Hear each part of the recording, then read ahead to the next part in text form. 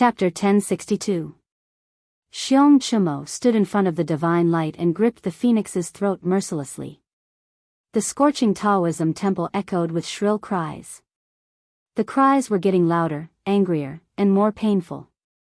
The phoenix struggled angrily. Countless blazing white streams of light peeled off from its body and fell to the ground, igniting a sea of fire. That austere sword essence, hidden in its body, was constantly exploding. Xiong Chumo's face suddenly turned pale, but his expression was still indifferent. His short and skinny body became as majestic and powerful as a god under the support of the majestic power. Many people could not understand Xiong Chumo's power, such as Yi Hongyu. Since the title of the hierarch of the divine halls of West Hill could not give a cultivator innately powerful, then where did his power come from? How could this wretched and disgusting dwarf have a state above the 5 states? Just because he was Hao Qian's dog? Some people tried to come up with an answer, but it was all speculation. Xiong Chumo was still standing behind the light screen. He was so powerful that he gripped fate and the phoenix's throat. It was unfair that he continued to be invincible. Xiong Chumo's huge palm moved forward. The night sky above Peach Mountain seemed to move closer to the ground with his movement. An unimaginably powerful force slapped down. The flame phoenix let out a mournful cry and its feathers scattered in all directions. The peerless sword intent that shot out from its body was unable to resist the pressure of the night sky and shattered into countless pieces. The sword style was smashed by Xiong Chumo's palm. Countless pieces of sword intent shot out and landed on Yi Hongyu's body. Countless tears appeared on her blood-red robe of judgment, and blood seeped out from within. That was the horrifying backfire. Yi Hongyu looked pale. The stars in her eyes were fading away at a faster speed. Her red right sleeve turned into nothingness under the power of Tianqi, revealing her jade-like wrist. The sword style was gone, but she was still holding the sword in her hand. Her black hair danced in the wind like a waterfall under the strong wind. She looked at Xiong Chumo with emotionless and soulless eyes. Her soul was burning, her life was burning, and the blood that flowed out of the countless wounds on her body was burning. She used the divine arts of the Western tomb to burn her body and soul into a pure and holy divine light. She wanted to hug Xiong Chumo. Unlike the humiliating hug many years ago, her hug had no other meaning. It was not fanatical, not cold, just calm, a calm invitation to die with him. Looking at the burning Yi Hongyu, Xiong Chumo's pupils constricted as he sensed the hidden horror. His body began to tremble, and his face became even paler. A thunderous roar burst out from his lips. Heavenly beheading. He was the master of the West Hill Divine Palace, and his voice was like thunder. In the middle of the night on the Peach Mountain, thunder boomed through the peaks and valleys, waking up the hibernating creatures under the earth and startling the thick clouds that no longer squeezed out snowflakes. Then it arrived at the unknown divine kingdom in the depths of the night. The night sky slowly pressed down on the ground. The overwhelming and unstoppable power in the divine hall of judgment became clearer and more direct. Xiong Chumo's palm finally broke Yi Hongyu's remaining sword style and the holy flame. His palm landed on her shoulder and pressed on her. There was a muffled sound. The cloth on Yi Hongyu's right shoulder was torn to shreds, revealing her bare skin. Her shoulder still exuded a fresh fragrance amidst the blazing flames and terrifying power. Her bare shoulders were a perfect contrast between holiness and terror. It was very alluring. Xiong Chumo's palm landed on her shoulder. In an instant, he recalled a lot of things. His eyes changed slightly, and his pupils became deeper like a bean. Like a bean oil lamp, he felt a bit gloomy, satisfied, greedy, and regretful. She died as soon as the palm landed. Even if she was Yi Hongyu, she would definitely die after being hit by Hao Qian's power. The only thing that puzzled Xiong Chumo was that her eyes were still so indifferent. Could she be so obsessed with cultivation that she could ignore life and death? The next moment, Xiong Chumo realized why Yi Hongyu was so calm. Because she would not let his palm fall on her body as easily as he did years ago. There was a wound on her right shoulder. Just like other parts of her body, it was dripping with blood. The gown of judgment was torn. However, under the blood, deep in the wound, there was a golden thread shining. This golden thread was the biggest difference between her and ordinary cultivators. There were countless powerhouses in the cultivation world, but she and Ning Ke were the real exceptions. They were the real ruthless ones. She was obsessed with cultivation. She was not crazy enough to ignore life and death, but she was crazy enough to turn her body into a sword. That was her real Taoist sword. The gown of judgment was torn. The scabbard was cracked. She, the sword, was officially unsheathed. The golden thread bounced up and danced gracefully. It landed on Xiong Chimo's palm softly. Compared to the giant palm, the golden thread was softer than the thinnest barnyard grass in autumn. But it was her natal life. It was tougher than the sharpest sword, unbreakable and indestructible. With a slight sound, a thin red line appeared on Xiong Chimo's index finger that was about to touch her shoulder. Blood flowed out from the line. Then the white bone was broken. Xiong Chimo's index finger fell off the branch like a ripe fruit. Xiong Chimo's face turned extremely pale. There was endless pain in the depths of his eyes. His thin face was filled with endless anger. Then, he became calm again. He kept pressing his palm down expressionlessly. Even if all his fingers were broken and his entire palm fell off, he would still slap Yi Hongyu to death. Because this was the best chance. However, Yi Hongyu would not give him another chance. Yi Hongyu closed her eyes. Then, she withdrew all her sword style. The torn gown of judgment rolled up like a withered leaf and wrapped her body. Not a single trace of sword style leaked out. Even her vitality was gone. Just a moment ago, she was like a sword, but now, she had turned into an ignorant and stubborn rock. Just like the moss-covered stones at the bottom of the Ming Lake outside the front gate of the Devil's Doctrine many years ago. There were 2 sword marks on those stones. Many years ago, those marks were made by Kuhauren. Later, some new marks were made by her. Now, she turned herself into those stones. The wounds on her body were the same as the sword marks. What was she trying to do? There was no time to think or analyze.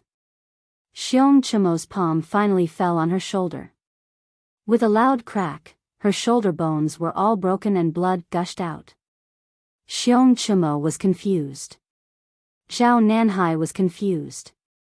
They did not know why she would rather be seriously injured than to take the blow. At that moment, the middle-aged Taoist at the other end of the temple raised his head and took a look. She was like a real stone that was hit by the power from the sky. Speed was determined by power. She took the power that no one had ever taken before. Therefore, she could move at an unimaginable speed. Except for the distanceless state, there was no one else in the world that could move at such a speed. She flew in the divine hall of judgment. The torn gown of judgment left a series of shadows. The friction with the air caused the gown to burn. The stones turned into meteorites with a fiery tail. Or, it was another form of the fire phoenix. Ever since he entered the divine hall of judgment, the middle-aged priest had been silent with his head lowered. Until now, he finally looked up.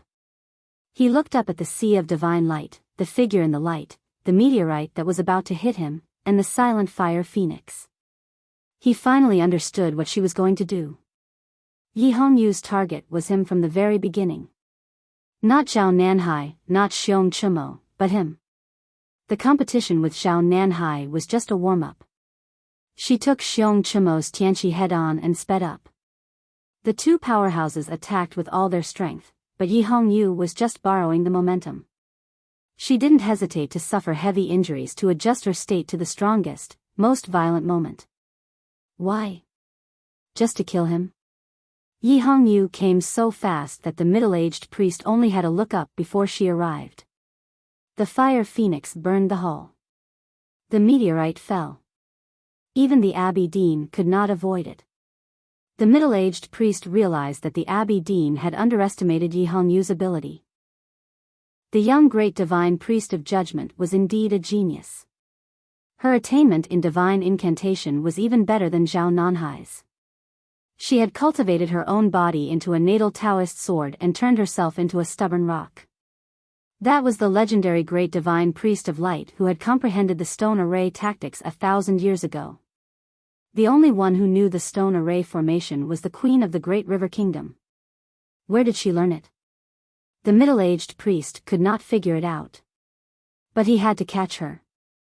Otherwise, the fire phoenix would fly out of the divine hall of judgment, break the Peach Mountain, and gain true freedom. Taoism would never allow that to happen.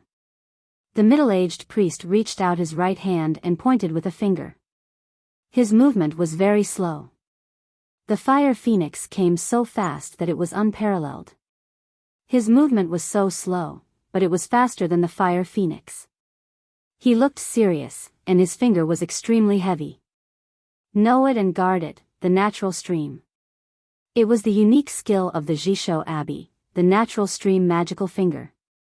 The middle-aged priest's natural stream magical finger was much more powerful than Chinpipi's. With one finger, the world was at peace. The Haotian's divine flame in the divine hall of judgment was like a frozen flame, no longer shaking. The remaining power from the sky seemed to have sensed the meaning of the finger and calmed down. The fire phoenix's tail disappeared instantly. The raging meteorite suddenly showed its true face. How could the moss hurt anyone? The middle-aged priest used his most powerful skill. He came with the light and pointed with one finger. The fire phoenix screeched in despair. Yi Hongyu still looked indifferent, as if she did not care about anything. She held the sword and then drew it. The feathers of the fire phoenix scattered, but she did not care at all. The hall was full of energy and wind. The fire phoenix suddenly disappeared, leaving only her body. She stabbed the middle-aged priest with her sword. It was an ordinary sword, but it was the most powerful one. It was like an arrow hitting a heavy leather, or a stone falling into a deep pond. There was a sound, there was an echo, there was chanting. The middle-aged priest's finger and her sword finally met in the air. The wind stopped, and the dust settled. The divine hall of judgment was quiet again. Several golden threads burst out from Yi Hongyu's body and then floated down like real withered leaves. She held the virtual sword and stood in front of the middle-aged priest, expressionless. The divine robe of judgment was half open and rolled up to her waist, revealing her naked upper body. Blood dripped from her perfect curves. She was covered in blood and stood naked. She seemed to be in a mess, but she was actually very beautiful. It was a kind of divine beauty, holy beauty, pure beauty. But it was tempting. Seduction and holiness did not contradict each other, at least at this moment. Blood dripped from her body, fell to her feet, and flowed into the cracks in the stone floor. The crevices were gradually filled with blood, and then they began to glow like lines. In the sea of blood, there was light. When the light shone, it was a confinement. The middle-aged priest's expression finally changed. Because he was in the center of the confinement. I think I can write more tomorrow, right? I feel like I am recovering quickly. Ha. By the way, Yi Hongyu's upper body was naked, and she was covered in blood. I can refer to some oil paintings. Of course, if it was an Oriental woman, it would be a good movie. Chapter 1063. In tonight's battle, Yi Hongyu would first fight Zhao Nanhai, then the hierarch, and finally the middle-aged priest. It was an arrogant choice, even if she was the arrogant Yi Hongyu. Because the three of them were too powerful, so powerful that she had no confidence to defeat any one of them. Her arrogance seemed ridiculous and hopeless. But what kind of person was Yi Hongyu? How could she do such a ridiculous thing?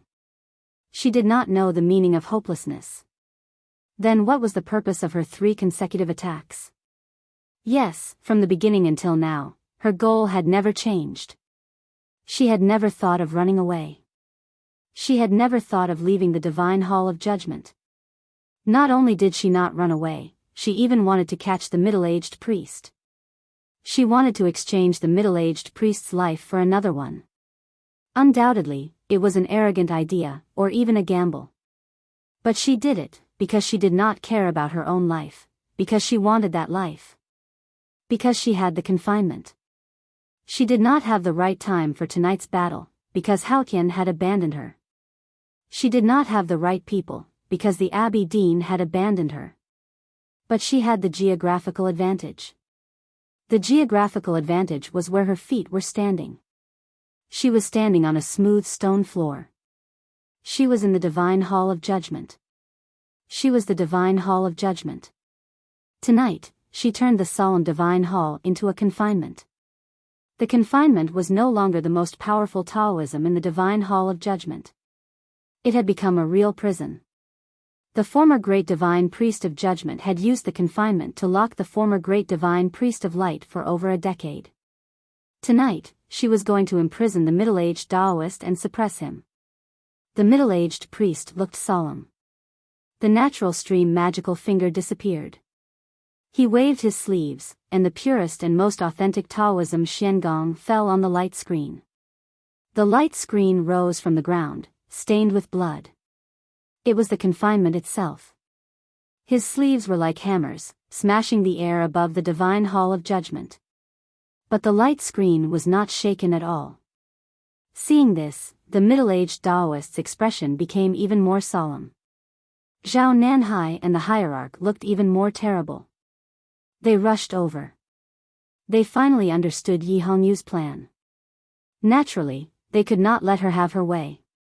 They had to break the confinement before it was formed. If she really locked the middle-aged priest in the confinement, the outcome of the night would be unpredictable. Xiong Chimo's chest and abdomen sunk in. Thunders came out slowly.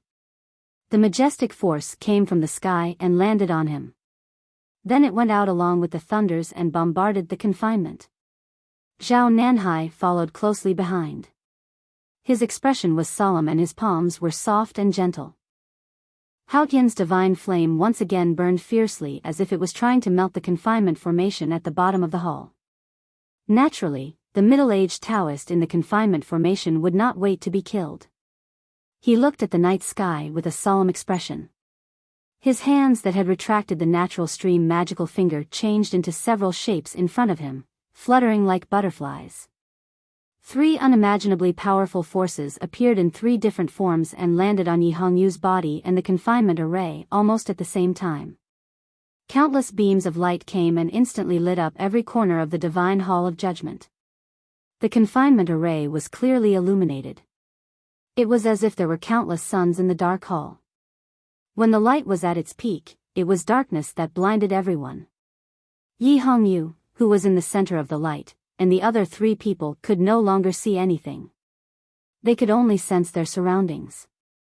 The wounds on Yi Hongyu's naked body became more and more numerous. Her blood flowed faster and faster. She looked at the middle-aged priest in the confinement expressionlessly. Even though she could not see him, she still stared at him. The blood dripped onto the ground and flowed along the cracks, awakening the soul that had been hidden in the divine hall of judgment for countless years. The confinement array that was attacked by the 3 people did not break. Instead, it became even stronger. At a certain moment, a solemn shout seemed to ring out from the depths of the extremely bright light. The confinement array was finally formed. She finally succeeded in turning the divine hall of judgment into the confinement.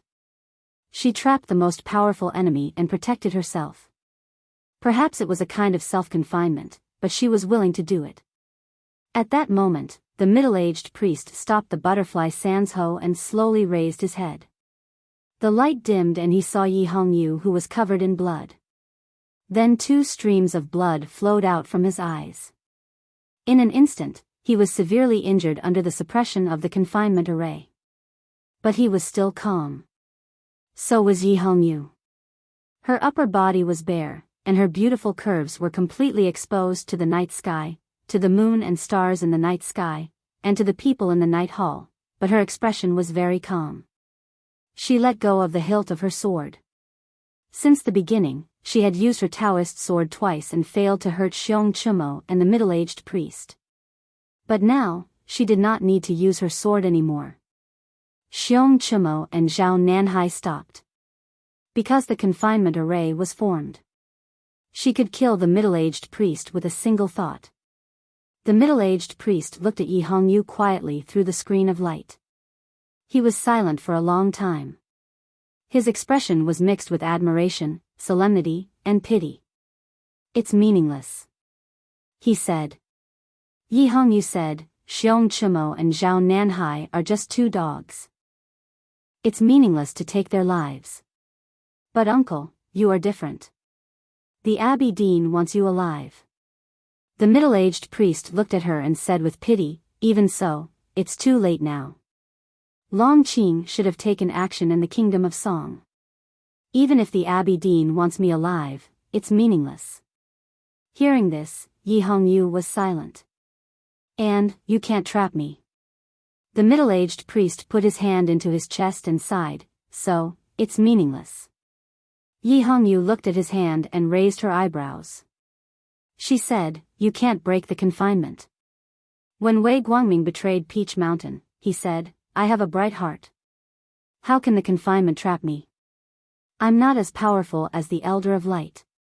Your confinement is more powerful than the previous one. But it still can't trap me." When the middle-aged priest's hand reappeared, there was a book in his hand. No one knew what the book was made of. It was not crushed by the collision of auras in such a horrifying battle. It was hard to tell if it was new or old, but it gave off a mysterious aura. Looking at the book in his hand, the middle-aged priest hesitated and felt regretful. Yi Hongyu vaguely guessed the origin of the book. Her expression changed suddenly. "After staying in the confinement for a long time, I returned to nature." The middle-aged priest finally made up his mind and recited slowly. As he recited, the book in his hand slowly turned to a page. The first page of the book was flipped open, and the page was instantly burned to ashes. A tremendous power, which was very similar to the power of Tian Qi, burst out from the disappearing page and bombarded the confinement formation. However, it was even more real than Tian Qi's. With a loud bang, the confinement trembled slightly. Looking at the scene and sensing the magical power in the book, Yi Hongyu knew that her guess was right. Her expression changed and she said coldly, "How dare you use the tomes of arcane as a weapon?" Yes, the book in the middle-aged priest's hand was the tomes of arcane. The arcane tome of the fall. One page fell and the world was shocked. Not to mention the confinement. Yi Hongyu spread her arms. The divine robe of judgment and her black hair danced wildly in the wind. She was going to use the confinement of the divine hall of judgment to fight against the tomes of arcane. The middle-aged priest's expression was very serious. He realized that one page of the tomes of arcane was not enough to break the confinement. So the tomes of arcane continued to burn. The pages of the arcane tome of the fall fell to ash one by one. It was as if an endless amount of the most primitive power was released and attacked the night hall in all directions. The middle-aged priest looked at the arcane tome of the fall in his hand. He looked more and more pained. Who could bear to destroy the tomes of arcane with their own hands? The battle between the confinement and the tomes of arcane continued. The pages of the arcane tome of the fall were burning. The divine hall of judgment kept shaking. Countless cracks appeared on the stone walls and pebbles fell, as if an earthquake was about to happen. The battle had entered the most horrifying moment. The people on Peach Mountain were finally awakened by the hierarch Tianqi and the huge commotion. Tens of thousands of divine priests and deacons stood on the peaks and in front of the Taoist temples. They looked at the black and solemn temple on the edge of the cliff and watched it totter under the night sky. Their faces were extremely pale. They were panic-stricken and speechless. They were confused and did not know what to do. With a loud bang, the southeast corner of the divine hall of judgment collapsed. Countless pebbles shot up. Many peach branches were broken. Countless divine priests and deacons knelt down in tears. They did not dare to raise their heads or make a sound. The divine hall of judgment was filled with smoke and dust. Xiong Chumo stood outside the battlefield with a complicated expression. This was the battle between the arcane tome of the fall and the divine hall of judgment. It was a microcosm of the battle between Haotian and Taoism. Even with his power, it was difficult for him to join the battle. It seemed to be a long time, but in fact, it was very short. The arcane tome of the fall burned half of its pages in the hands of the middle-aged priest. Finally, the confinement was broken. The divine hall of judgment seemed to collapse the next moment. Yi Hongyu was forced back to the seat of heavenly black jade by the power of the arcane tome. Her face was pale, but her expression was still indifferent. The divine hall of judgment was silent for a long time. The middle-aged priest, Xiong Chumo, and Zhao Nanhai did not say a word. They looked at the woman covered in blood beside the seat of heavenly black jade with respect and fear. Almost, just a little bit more. Facing such a powerful team of Taoism, the young great divine priest of judgment was so close to turning the situation around and even leading the whole situation into her thoughts. If the middle-aged priest did not have the arcane tome of the fall, if he did not follow the Abbey Dean's order and used the arcane tome as a weapon of Taoism, Yi Hongyu might have won. Now she was defeated, really defeated. But facing such a powerful enemy, she forced the opponent to use all his trump cards and destroyed half of the arcane tome. She had the right to be proud and respected. Unfortunately, she still could not win. Yi Hongyu's face was pale, not because she was seriously injured, not because she was afraid of the coming death, but because she knew that if she lost, Yi Su would die. Her goal tonight was to capture the middle-aged Taoist and use him to exchange for Yi Su's life. The middle-aged Taoist said that it was meaningless, but she still had to do it. Because Yi Su, her elder brother, was the only meaning of her life since many years ago. The middle-aged priest put the arcane tome of the fall back into his arms with a pious look. Then he looked at Yi Hongyu and said sincerely, "You are very beautiful and powerful." Yi Hongyu said emotionlessly, "I know." The middle-aged priest looked at her and saw the stubbornness in her heart. It was like seeing the little girl who liked to climb trees and bully Chin Pippi in the abbey. He felt pity for her. "Unfortunately, you have to die." A corner of the divine hall of judgment collapsed. Yi Hongyu was seriously injured. She had no other choice. The middle-aged priest, Xiong Chumo, and Zhao Nanhai were still looking at her, standing in three corners. If she lost, she had to die because Taoism did not spare her a way out. She stood beside the seat of heavenly black jade. Behind her was the endless abyss. It might be a way out, but it was not a way out. At this moment, she suddenly laughed. Her laughter was full of anger and unwillingness. She seemed to be a bit crazy. She and Yi Su had worked hard for Taoism for many years, but they would die in the end. She could not accept it. She tried her best, but she could not change it. But would she accept her fate? No. People like her and Ning Kei might seem to be devout believers, such as Haotian and the Academy. But in fact, they would only believe in themselves. This was something that even Haotian and the headmaster of the Academy could not detect. Her laughter was cold, very cold. It was like a sharp Taoist sword that had been frozen by the snow sea for thousands of years. Then it was pulled out and echoed in the divine hall of judgment, as if it was slashing everywhere. The next moment, she stopped laughing. She said, "I want to live."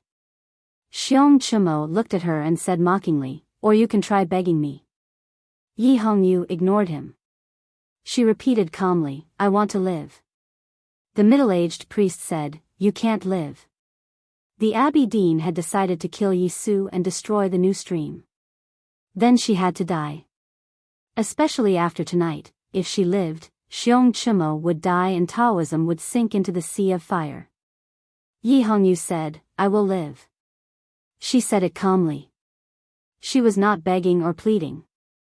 She was just informing the Abbey Dean. She told the powerful people and the Abbey Dean that she would live as long as she wanted. Fresh blood flowed on her naked body, flowing through her exquisite collarbone, wonderful breasts, and into her charming navel. It was as if she had walked through a life without regrets on her perfect body. I didn't leave because I wanted to do something. But now it seems that I failed. Yi Su will probably die. So I will leave. Do you think you can stop me? She looked at the middle-aged priest and said indifferently, half of the arcane tome is not enough to kill me. The middle-aged priest frowned. He felt something was wrong. Xiong Chumo looked at her and asked, how can you leave? He pointed at the cliff behind her and said mockingly, Ning Ke and Haotian jumped down. Or do you want to jump down? Do you think you can survive? The cliff of Peach Mountain was so high that it reached the clouds. The most terrifying thing was the tactical array hidden inside and the unimaginable dangers at the bottom of the abyss. Even Wei Guangming did not dare to think about leaving like this. Ning Ke didn't die because Haotian jumped down with him. No matter how powerful Yi Hongyu was, she was not Haotian. If she jumped down from here, she would definitely die. It was quiet in the divine hall of judgment. The snow on the terrace reflected the moon. It was beautiful. Yi Hongyu looked at Xiong Chumo and smiled. She turned to the terrace. Blood flowed all the way. The snow melted when it touched the blood on her bare feet. She came to the terrace and leaned against the railing for a while. Then she jumped down. Chapter 1064. The moonlight was still the same, the wind was no more, and the snow was still there. The bloodstains on the snow were clear and soul-stirring. The divine hall of judgment was dead silent, except for the occasional sound of rocks falling off. The middle-aged priest walked to the balcony, followed by Xiong Chumo and Zhao Nanhai. The three of them looked at the bottomless abyss under the railings, the mist under the moonlight, and the old trees on the precipice. They remained silent for a long time. Then they left without talking or looking at each other.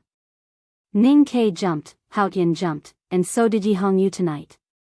Ning Ke and Haotian could survive, but she could not.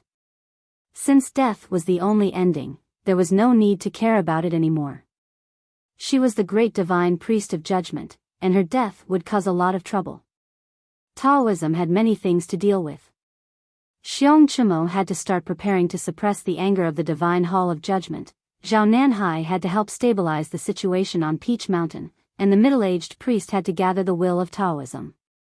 More importantly, with the battle tonight and Yi Hongyu's death, Taoism would start to destroy the new stream, and the war with the Tang and the academy would officially begin. After the three of them left, the heavily damaged divine hall became lonely again. Naturally, someone would be sent to the bottom of the precipice to confirm Yi Hongyu's death and search for her body. However, even if she could return to the divine hall of judgment on that day, this solemn divine hall would not be able to welcome its master back. The night was dark, and the moon was hidden behind the thick clouds. The crisscrossing streams, the stone bridges, and the cold-resistant wildflowers were all swallowed by the darkness. It was very cold this year. The fields outside of Yangzhou City were frozen solid. In the dead of night, there was a muffled sound. Someone fell from the top of the city wall and smashed heavily into the ground, creating several cracks in the frozen ground. The person's leg bones immediately broke, but under such pain, he did not make a sound. Wang Jinglu frowned. Even the dark night could not hide the paleness on his face. Countless beads of sweat came out of his body and soaked him. He wiped the blood from the corner of his mouth and used his hands as his feet to crawl forward with difficulty. Only when he entered a bush and confirmed that he wouldn't be easily discovered did he let out a sigh of relief.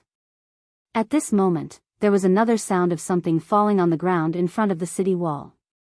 He pulled the bushes aside and saw a man lying on the ground. The man was covered with blood. Obviously, he was already dead. The sound of hurried footsteps came from the top of the city wall, and then dozens of torches were lit. In an instant, the pitch-black night was driven away, and the top and bottom of the city wall were illuminated as if it was daytime. The face of the man lying motionless on the ground was also illuminated by the torch. His face was covered in blood, but his facial features were barely discernible. Wang Jinglu's body trembled slightly, and the hand holding the branch trembled slightly. His face became even paler because he knew the man. To be precise, he was very familiar with the man. He was very familiar with him. In the past few years, Wang Jinglu had represented the imperial court and secretly contacted the young people who were loyal to the Tang in Yangzhou City. He had made a lot of progress, and the young man who died was one of them. The top of Yangzhou City wall became noisy. There were shouts and sounds of weapons clashing. Wang Jinglu looked up with difficulty. He knew that the young people who were loyal to Chang and were being chased by the powerhouses of the Divine Hall. He clenched his fists tighter, but he could not do anything. He could not help but feel hopeless. More people fell, crashing heavily into the frozen field. Mud and blood splattered everywhere. Following that, more and more people fell, dying one after another. His pale face was full of despair and pain. His eyes were full of regret. He regretted not realizing that his plan had been completely grasped by the Divine Hall. He regretted not predicting the Divine Hall's sudden attack. He regretted letting these young people die. The people who died tonight were his helpers in the warlords. They were all young people from Qinghe County. In Ning Kei's words, they were the real hope. However, no matter how tough the young people's bones were, they were still broken. Wang Jinglu's eyes turned red. He bit his lips and began to bleed. He stared at the cavalrymen of the Divine Hall at the top of Yangzhou City wall. He looked at the figures illuminated by the torches. His body trembled in pain. He was like a wounded stray dog, but he did not dare to mourn. He turned around and crawled on the ground like a dog. He crawled into the deepest part of the night. He bled as he crawled. He had to leave Qinghe County alive. He wanted to tell the Tang army on the other side of the verdant canyon what had happened tonight. He wanted to tell Ning Kei that the Academy's plan had failed. He wanted to tell Chang and that the war had begun. Ning Kei did not expect that the West Hill Divine Palace would suddenly make a move under such circumstances. Their cause and the young people of Qinghe County had suffered unimaginable losses. But, I will be back. On the day I return, the iron hooves will trample this difficult and cold field. Torches will be placed all over the manors by the Fuchin River. The souls of the young people who died will receive the grandest sacrifice. Wang Jinglu crawled into the dark night, away from the light of the torches in Yangzhou City. Snow suddenly fell on the dead young people. It also fell on him, who was like a dog. The straightest street in Yangzhou City was brightly illuminated by the lights. The sacred sedan moved slowly in the middle of the street. A dozen handmaidens beside the sedan kept sprinkling flower petals into the night sky. The flower petals mixed with the falling snow and fell together, pure and holy. The wind blew and lifted the veil in front of the sedan, revealing Heng Muliran's childish face. Thousands of people of Yangzhou knelt down on both sides of the street. The leaders of the warlords of Qinghe County also knelt on the ground. No one dared to look at his face. Tonight in the city of Yangzhou, people were killed everywhere. Blood poured into the cracks of the flagstones and flowed into the clear Fuchin River. It was the bloodiest night since the rebellion years ago. Many young people who were loyal to Chang and died tonight. As for those who were not discovered by the Divine Halls, they would be much quieter after witnessing such a bloody scene. Heng Muliran only attacked once tonight. A dozen powerful figures from the Imperial Center administration of the Tang were all killed. His hands were stained with blood. His will even made Qinghe County bleed. But his expression was still so calm, naive, and delightful. He was not the great divine priest of West Hill, but he was as powerful and dignified as the great divine priest of West Hill. He was the gift from Haotian to the human world. He considered himself as the spokesperson of Haotian. He sat in the sacred sedan and moved forward slowly in the scattered flowers and snow. He enjoyed the respect and love of mortals. He liked this feeling very much. The war with the Tang Empire had finally begun. Could Ning Kei still sit in Chang and City peacefully? Ning Kei, when will you come out? When will you come to see me? Please come and fight with me. Please come and be killed by me." The light from the fire illuminated the night snow, making it look like white powder, like willow catkins in spring. Hungmu Liren looked through the wind and snow, across the verdant canyon and fell on Chang'an. He smiled and thought to himself. The central plains were covered with snow. The Peach Mountain and the city of Yangzhou were all covered with thin or thick snow. Soon the song would have a snowfall as well, which would be remembered in history. But before that, the snow suddenly stopped on the grassland. The clouds dispersed and the snow disappeared, revealing the bright moon. To the north of the city of Wei, thousands of tents were being dismantled. Countless livestock were being driven away. The warriors of the Golden Tribe Royal Court were saddling their horses. Tens of thousands of elite cavalrymen were about to set off. It was a magnificent scene. But no sound could be heard. Except for the livestock's restless cries, the atmosphere was depressing. As the most powerful power in the north of the continent, the nobles and citizens of the Golden Tribe Royal Court had every right to be proud of themselves for their successive victories against the Tang.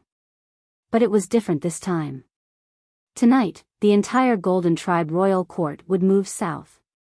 Moving south meant invading south. It meant that the final battle was about to begin. It meant that they would have to fight to the death against the Tang that had ruled the world for thousands of years. Even the proudest warriors of the Golden Tribe started to feel nervous. The first to leave the city of Wei was an ordinary-looking motorcade. It consisted of more than a dozen large carriages. There were not many people and they did not carry much supplies. So they moved easily. But for the Golden Tribe Royal Court, this was the most important motorcade. 13 high priests from the grassland were sitting in their own carriages. The skull necklaces on their chests were as white as pure jade under the moonlight coming through the window. The national master wore a string of ordinary wooden beads, just like his ordinary clothes and his ordinary face. He looked at the bright moon outside the window and smiled calmly. No one knew what he was thinking. For the cultivation world of the Central Plains, he was an uncivilized barbarian. Even if he led the Golden Tribe Royal Court to the embrace of Haotian, he and the priests were still wandering outside the orthodox cultivation world. However, this did not affect his strength, nor did it affect his emotions. He yearned for the bright moon. He wanted to go to the south and experience the thoughts of the people of the Central Plains. He wanted to go to Chang'an and the academy. But of course, he did not want to come back. Young Ida was also looking at the moon. The air was washed by the wind and snow for several days. It was very clean. The grassland was very quiet at night, so the moon looked extra round and big. Different from the national master, Ada did not think too much. He only felt that the moon was a bit dazzling. He squinted his eyes and his childish face was full of annoyance. The Golden Tribe Royal Court was mobilized. More than 100,000 cavalries were about to go south. Chanyu was determined and moved quickly. But Ada was still not satisfied. He was in a hurry to go south. He wanted to kill the Tang general named Huaying. He wanted to crush the last cavalries of the Tang army. From Xianwan Plain to Hebei Prefecture, he wanted to conquer all the places with water and grass. During this process, he would wait for the arrival of the Iron Arrow and Yu Lian together with the people in the motorcade. He wanted to break the arrow and kill the person. Why? Because he wanted to do it. He wanted to take revenge on the Tang man named Ning Quebec. He wanted to defeat the legendary academy. He thought that since he wanted to do so, it must be the will of Tungri Heaven. On the other side of the wall, the chanting of the followers of the new stream could be heard. The orderly chanting could drive away fatigue and, more importantly, fear. Long Qing listened to the orderly chanting outside the wall and repeated it softly. The tone was very interesting, as if they were singing. He did not stop picking firewood. He looked serious and calm. The silver mask was tied around his waist. He did not wear it. The scar on his face did not fade. Strangely, the scar was no longer horrible and ugly. The gray eyes on his beautiful face were particularly charming. Listening to the chanting coming from outside the wall, Long Qing slowly repeated it. He placed the thin firewood on the pile and repeated these actions under the increasingly bright sky. Then, he suddenly stopped. We are the path, the truth, and the life.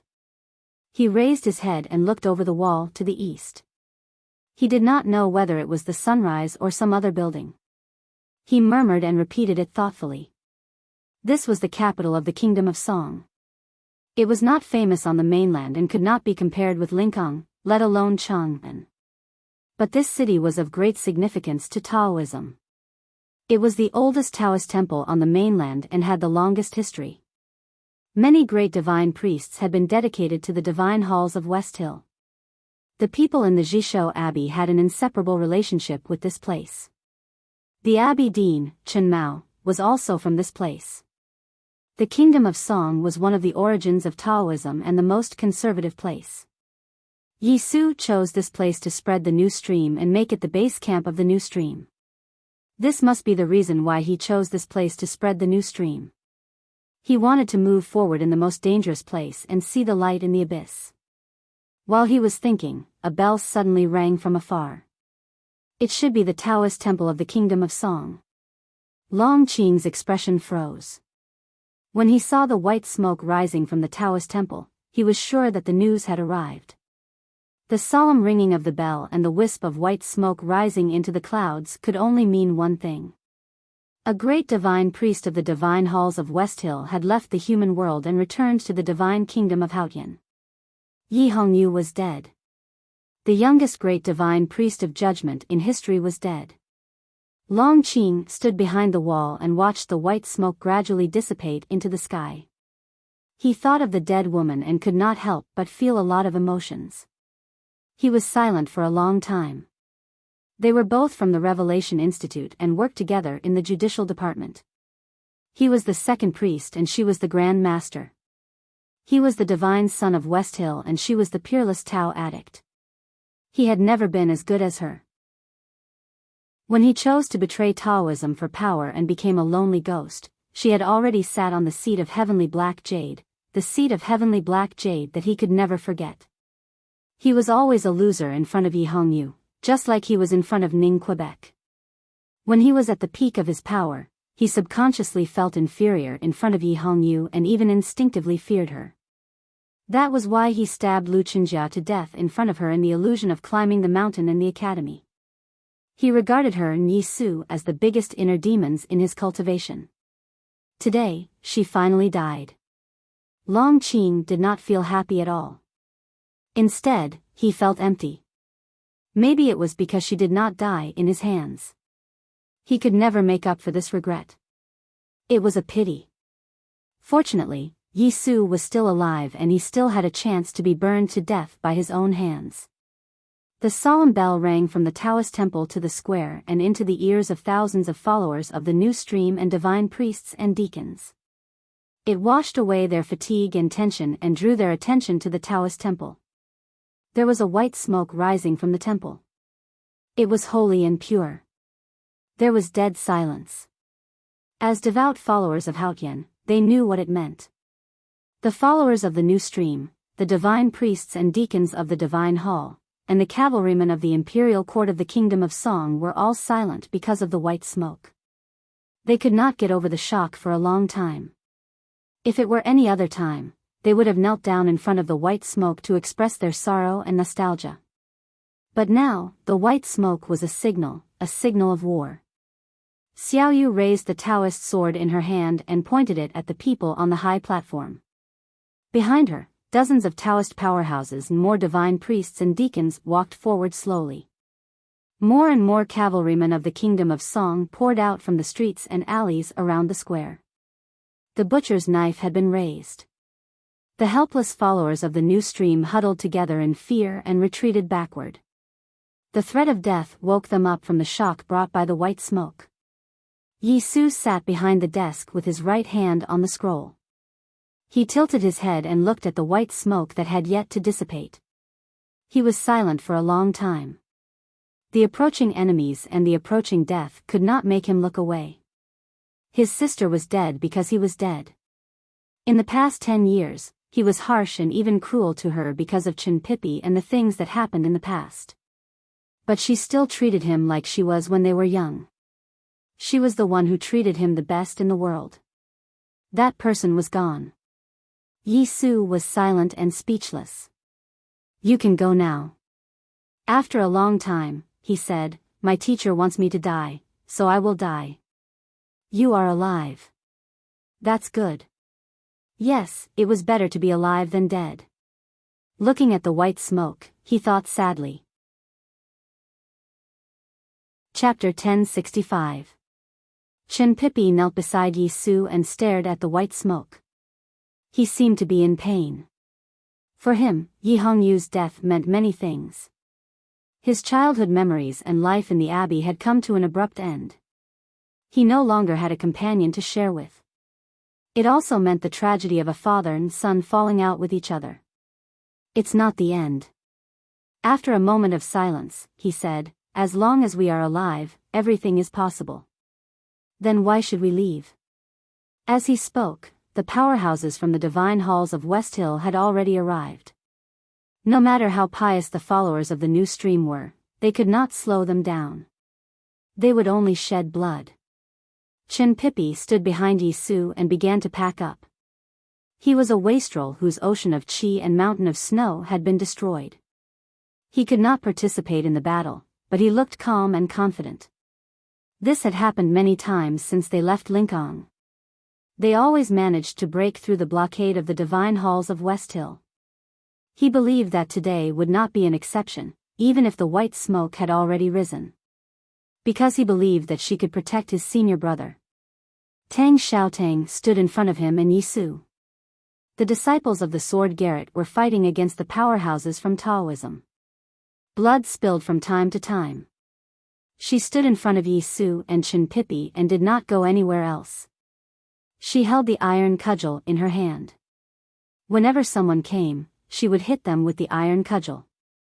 With a thundering sound, the enemy would be sent flying with blood spurting out. She was not a man. But when she was the pass, no one could pass it either. Looking at the girl from the Devil's Doctrine who was wearing thin cotton clothes and had her hair tied up in ponytails like a young girl, Xiaoyu's eyes were filled with hostility. But more than that, she was shocked and puzzled. Her hostility towards Tang Xiaotang was understandable. But she could not understand how Tang Xiaotang managed to survive until now. She had been wandering for thousands of miles, and the new stream had been hunted down by Taoism. She only had one powerhouse to rely on, Tang Xiaotang. Where did all the wounds she had suffered go? How much power did she have in her small body? Tang Xiaotang was indeed exhausted. In the days after they left Lingang, she led them to break through the 4 lines of defense of the divine halls of West Hill. She fought 21 battles and killed 371 powerhouses of the divine halls. She was wounded 14 times. No matter how dangerous the battle was, she was always the leader. No matter how serious her wounds were, she was always bleeding.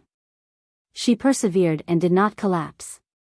She took Yi Su and Chinpipi, the 2 brothers whose ocean of qi and mountain of snow were both destroyed, across the vast mountains and thousands of miles to the capital of Song Kingdom. She was exhausted, she was on the verge of collapsing, but she still held the iron rod in her hand and beat people.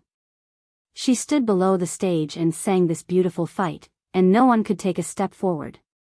The swords were broken, the men were sent flying, and the horses were in a mess.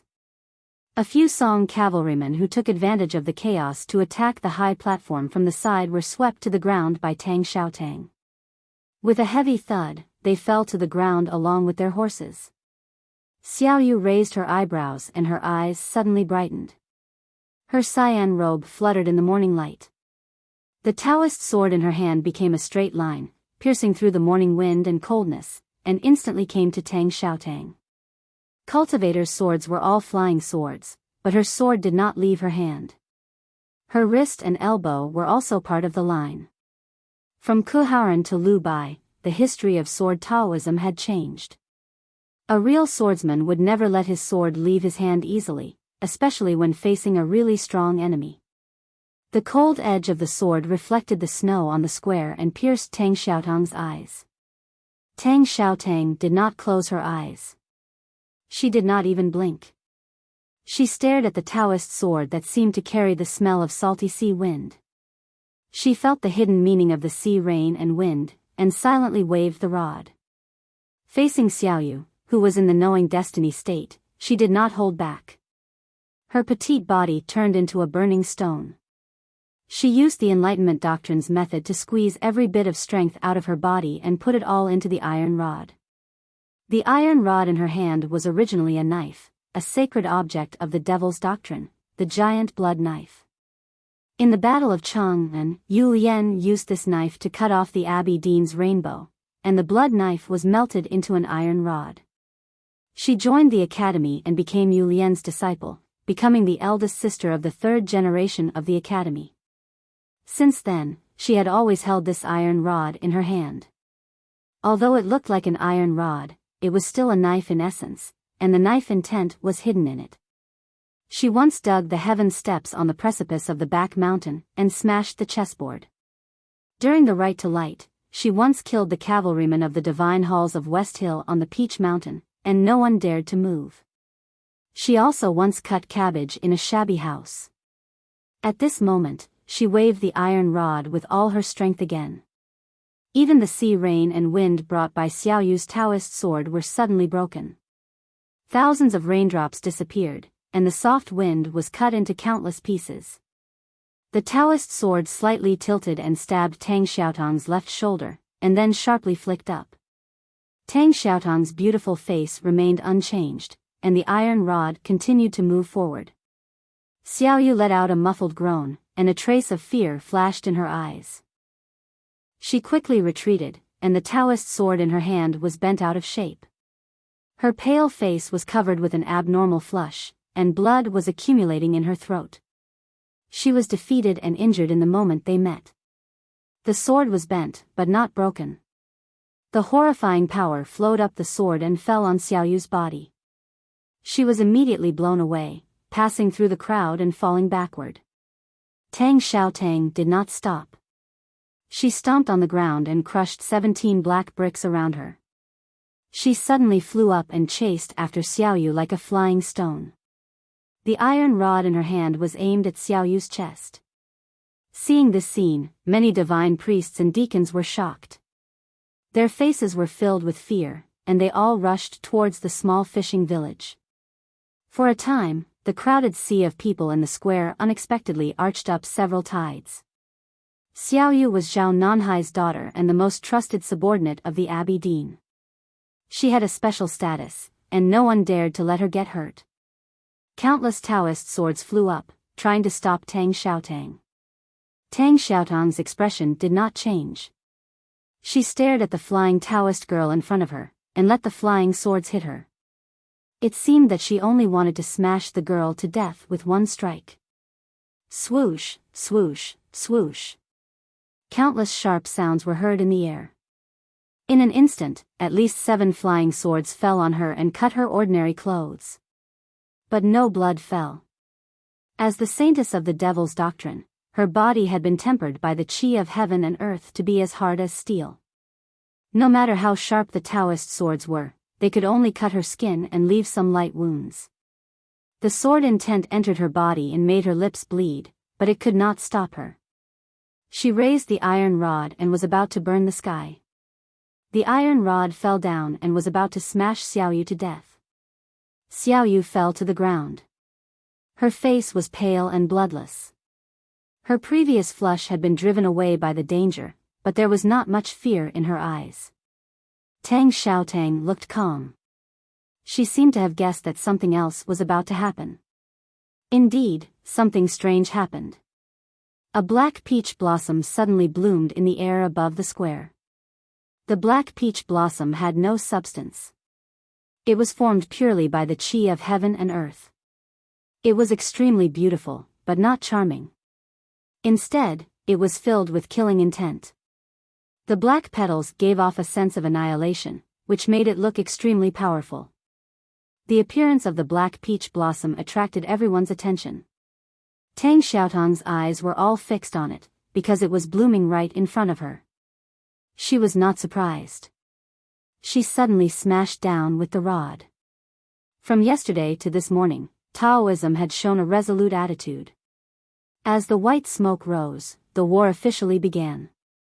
Peace could not return to the human world, and Taoism was determined to win. The South Sea Girl in the Upper Knowing Destiny state, the powerhouses of Taoism, and the cavalry of the Kingdom of Song seemed powerful. But how could they be determined to win? Tang Xiaotang knew that there must be a real powerhouse of the West Hill Divine Palace watching from the side. She could even guess who that person was. However, a day and a night had passed, and that person still did not show up. This made her feel more and more uneasy. She pretended to kill Xiaoyu to force that person to show up. All her attention was not on Xiaoyu. She was waiting for the moment when the black peach blossom bloomed. There was a loud bang. The black iron rod accurately and violently smashed into the black peach blossom. The shapeless black peach blossoms dissipated, instantly turning into ownerless chi of heaven and earth, dispersing into the surroundings of the square like clouds and steam. Tang Xiaotong's face turned pale and she spat out a mouthful of blood. The moment the iron rod hit the black peach blossom, she knew that she was wrong. That was why she lost. That person was not hiding, preparing for the final blow. He was so powerful that he did not need to wait for an opportunity. He just waited quietly and then appeared to defeat everyone.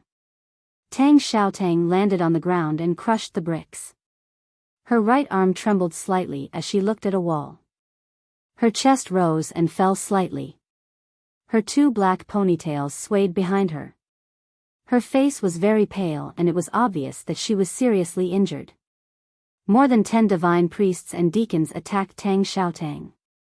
Xiaoyu rushed forward. The bent Taoist sword suddenly straightened and stabbed at her eyes again.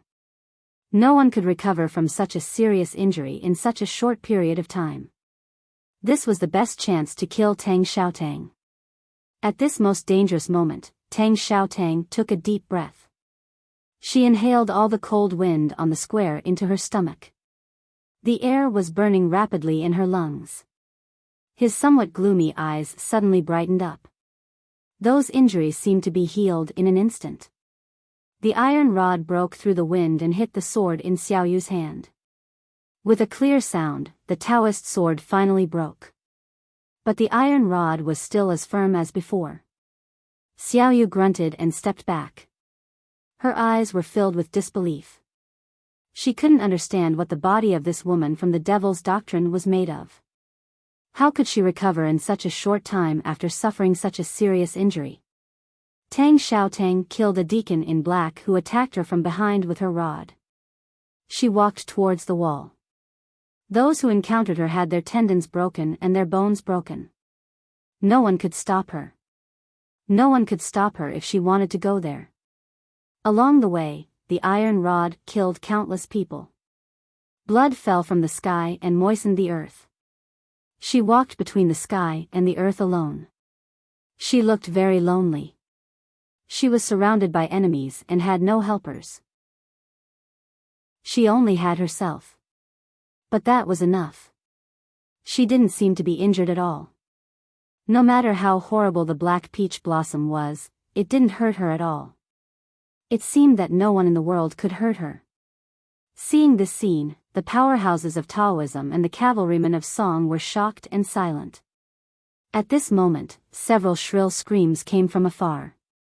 With a puff, an arrow shot into Tang Xiaotang's left chest. The arrow didn't enter her body. The sharp arrowhead pierced through her skin. Blood seeped out and dyed her clothes red. But at least it meant something, or at least it was a comfort. The desperate divine priests and deacons cheered up. They thought that there was no one who couldn't be hurt. This fact woke them up and they became very excited.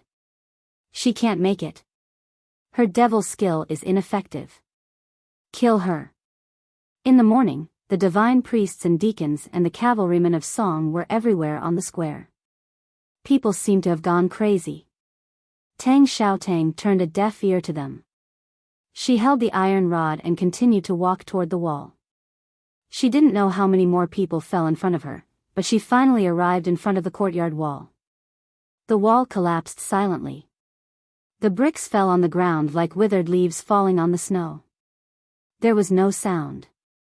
It was so quiet that it made people's hearts palpitate, just like that figure. Long Qing stood at the gap of the wall and looked at her quietly. A shrill sound came from afar. The earth began to shake slightly. All the city gates opened at the same time.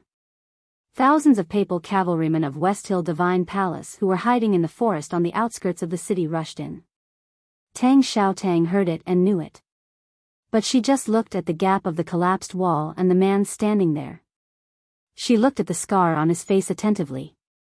She knew that as long as she killed this man, it would be meaningless no matter how many papal cavalrymen of West Hill Divine Palace came. If she couldn't kill him, then she and the people she cared about would die. Silence. The square suddenly became very quiet. Everyone was looking at them, including Chen Pipi and Yisu. Then he saw the pile of firewood behind the wall. The firewood had been piled up to the height of a person. It was densely packed and neat. The cross on it seemed to be made by a skilled carpenter. Chen Pipi's face turned pale. Yisu was silent as if he had seen his fate. Long Qing walked out of the gap and looked at Tang Xiaotang. He said, "You are stronger than I thought." Tang Xiaotang looked at him and said, "You are stronger than everyone thought."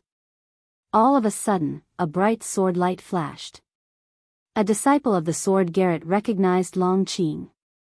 Thinking that it was this man who destroyed the sword Garrett and Lu Yiqing who was forced to death by this man and the powerhouses of Haotian Taoism, his blood surged and he quietly stabbed out with his sword. This sword was very decisive and carried the belief that he would die, so it was very powerful. Long Qing's expression did not change. He brushed his right hand across his chest. Like those people who performed magic in the fragrance workshop in Chang'an, a black peach blossom appeared in his hand. He held it in front of the sword light. This black peach blossom was not condensed by the qi of heaven and earth. It had a real shape and seemed to be made of cheap silk. The sword stabbed into the black peach blossom and the peach petals fell off. But the sword was like a flower that had been weathered by wind and frost. It was covered with rust as if it had been stored for thousands of years. The sword rusted and broke. The aura of the disciple of the sword Garrett suddenly weakened. His angry face was covered with many spots, as if he had aged a lot. He fell to the ground and died. Looking at this scene, Tang Xiaotang's eyes narrowed as cold as willow leaves. She found that Long Qing was not the same as before. The evil gray eyes cultivation method had reached the advanced level. Even without looking at each other, he could seize other cultivators' essence and cultivation. He was so powerful that it was terrifying. The peak of knowing destiny state did not mean much to Long Qing at this moment. Tang Xiaotang's expression was solemn, but she was still not afraid. Because she was also a powerhouse who could ignore the difference in cultivation states. As long as it was not beyond the 5 states, she could try to defeat him. Long Qing said expressionlessly, "Please." Tang Xiaotang took a breath and her chest rose high. She had inhaled half of the cold wind on the square. Now she inhaled all the remaining cold wind into her body, and even the snow clouds high in the sky seemed to be sucking them down. The air in her body burned and turned into endless power. She slightly bent her knees. Years ago in the back of the mountain of the academy, she was forced by Yu Lian to jump from the waterfall. Before jumping, she had to bend her knees. She jumped up. But this time, she did not jump down from the waterfall, but into the sky. With a bang, countless green bricks broke, and the ones in the middle had already been smashed into powder. Dust flew in front of the courtyard wall, and many people were blinded. Tang Xiaotang disappeared. No one knew where she went. Long Qing did not close his eyes. After the dust settled, he looked up at the sky. He knew that she had gone to the sky. He knew that she would not escape. So no matter how high she jumped, there would be a moment when she would fall back to the ground. So he stood where he was and waited calmly. He looked up at the sky and waited. Everyone in the field followed his gaze to the sky. The morning light shone from the east sea. The snow clouds were so white, and the occasionally exposed sky was so blue. Other than that, nothing else could be seen. No one was there. After a moment, a small black spot finally appeared in the sky. It was a figure. Suddenly, there was a sharp whistling sound in the sky. The sound traveled to the ground and shattered the glazed tiles in the palace of the Kingdom of Song. It silenced the ancient bell in the Taoist temple and startled countless sleeping birds in the forest. Many people heard the whistle and squatted down with their hands covering their ears in pain. The whistle was the sound of friction. It was the sound of something rubbing against the air at a high speed. That thing must be extremely hard. Otherwise, it would have been broken under such a terrible speed. It was hard to imagine that it was a human body. The black spot expanded rapidly. It was a figure. Tang Xiaotong's figure. Just like what her brother had done. Just like what her teacher had done. She jumped down from the sky. She raised the iron cudgel and smashed it at Long Qing's head with an unimaginable force. The force came from the distance between the sky and the earth. No one could ignore this distance, and no one should be able to ignore this force. When the sharp whistle reached its peak, Tang Xiaotang returned to the ground. She was like a meteorite, blasting at Long Qing, who was in front of the gap in the courtyard wall. Her leather boots had already begun to burn. With sparks, more than a dozen thin lines of fire were left in the air. The next moment, the sky and the earth met. The ground was twisted and deformed. Those green bricks cracked like a spider web, turning into countless small but powerful gravel under Long Qing's feet. With a shrill tearing sound, the gravel shot everywhere. An unknown winter tree beside the courtyard wall was instantly shot into sawdust, dancing in the wind. It feels really good to work hard these 2 days. Work is actually a good medicine. I should have understood this earlier. But it's not too late. Some people say that you will naturally have the manuscript at the end of the month. I can't help laughing. Are you a new reader? You haven't read my book before, right? You don't know that I haven't asked for a monthly ticket this year, do you? You don't know anything? Are you kidding me? Here I recommend a novel written by Jiang Yi Shuyu. The title of the book is, My Name is Yang Jiulang in the Land of Rebirth. The introduction is as follows: Yang Jiu, a modern gangster, pretended to be loyal in a gang fight, but unfortunately was mistakenly killed. With unwillingness and resentment, he traveled to the early years of the Northern Song dynasty and was adopted by Yang Jie as his second son. His name was Jiu, and his courtesy name was Yenda, commonly known as Yang Jiulang. From then on, Yang Jiu began a gangster experience. Chapter 1066. Yesterday, I wrote one more word about Xiaoyu's state. I changed it in the original manuscript. Sorry, my hand slipped. The ground cracked and the trees were broken. Then the sound began to spread. The sound of the violent collision echoed in the air. The terrifying roar directly crushed the remaining part of the tree and flattened the remaining walls of the courtyard. Those who were slightly closer were directly thrown more than 100 feet away, unconscious. Fortunately, the people in the field covered their ears, or they might have been killed by the roar caused by the collision. Even so, many people were still knocked unconscious. At least tens of thousands of kilograms of stone chips and soil were thrown into the sky by the terrible impact. They instantly covered the sun in the distance. It was so dark that no one could see clearly what was happening in the field. In the darkness, the stone chips fell like rain. The fallen leaves were smashed into pieces, and the firewood piles in the yard were messy. Some of the firewood fell into the well, like hundreds of frogs jumping into the water. After a long time, the stone rain gradually stopped, and the smoke and dust gradually settled. There was a pit in front of the yard wall. The bluestone ground was very hard. Below it was relatively soft soil, but in the deeper part was hard granite. At this time, there was a very deep pit. The smoke and dust gradually settled, and two figures gradually appeared at the bottom of the pit. Tang Xiaotang was holding the iron rod, which was a bit deformed. In front of the iron rod, there was a hand. It was a light gray hand that didn't seem to belong to a human.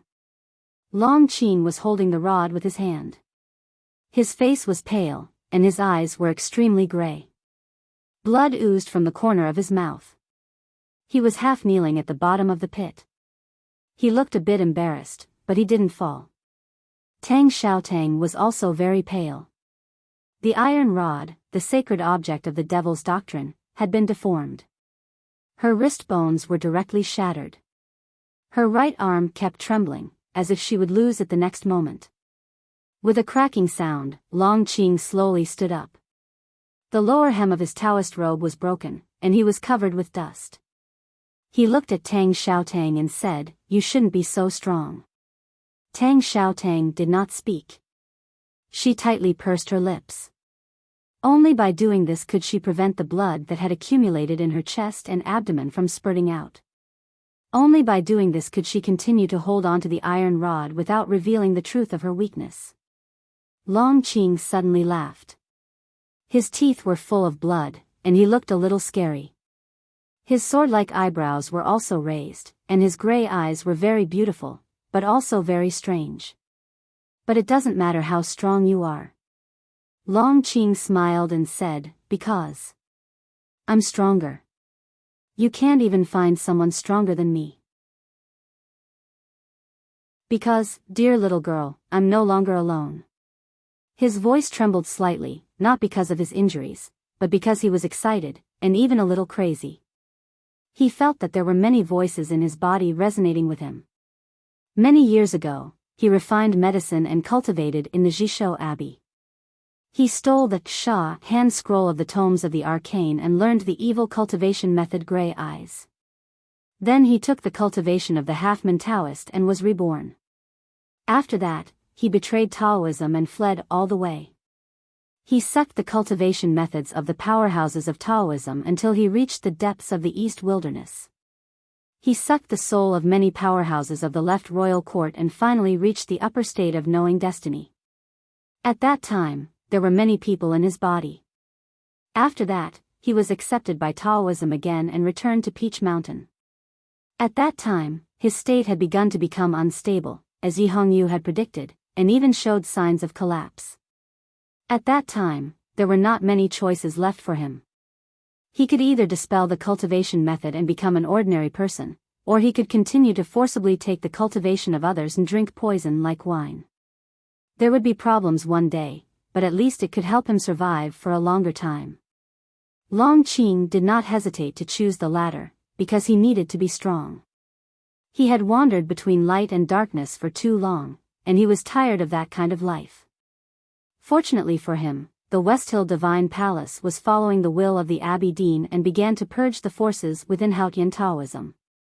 Many people from the Divine Hall of Light, the Divine Hall of Revelation, and the forces loyal to the hierarch were locked up in the U prison. Therefore, those powerhouses of Haotian Taoism eventually became the victims of his Gray Eyes. The Devil's Doctrine created the practice of Tao Tai, which was later changed into the Gray Eyes by Taoism. In the past hundreds of years, only Long Qing had cultivated this cultivation method to the extreme, because he was the only one who had such opportunities and so many food. Now he was at the peak of knowing destiny, but he had an unimaginably strong cultivation, becoming the most special existence in the history of cultivation. Eldest brother had seen Long Qing's power in front of the imperial palace in Lingang. He was puzzled and even surprised, but he could not figure out where Long Qing's power came from. Long Qing's power, just as he said to Tang Xiaotang at this moment, was because he was no longer one person. He was many people, or in other words, he was already an inhuman existence. Tang Xiaotang's face became paler. She knew Long Qing's power better than anyone else. When she fell from the sky like a meteorite, she did not expect that he could block her with only one hand. Was the distance between the sky and the earth nothing to Long Qing? She frowned and pulled the iron rod out of his hand. Then she raised it again, looking a little pained. Her wrist was broken, but she was still standing, so she could fight again. Long Qing looked at her quietly, and his eyes became extremely deep.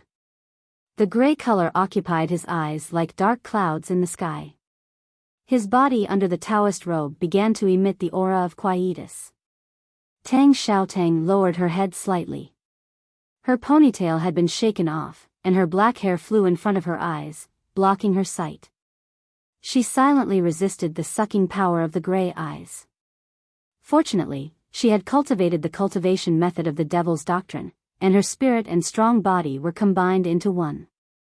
It was not easy to separate, or she would have been defeated. Long Qing took a deep breath.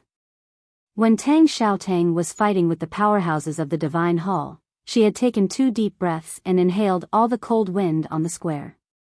At this time, with Long Qing's breath, the intact old locust tree behind the courtyard wall began to tremble.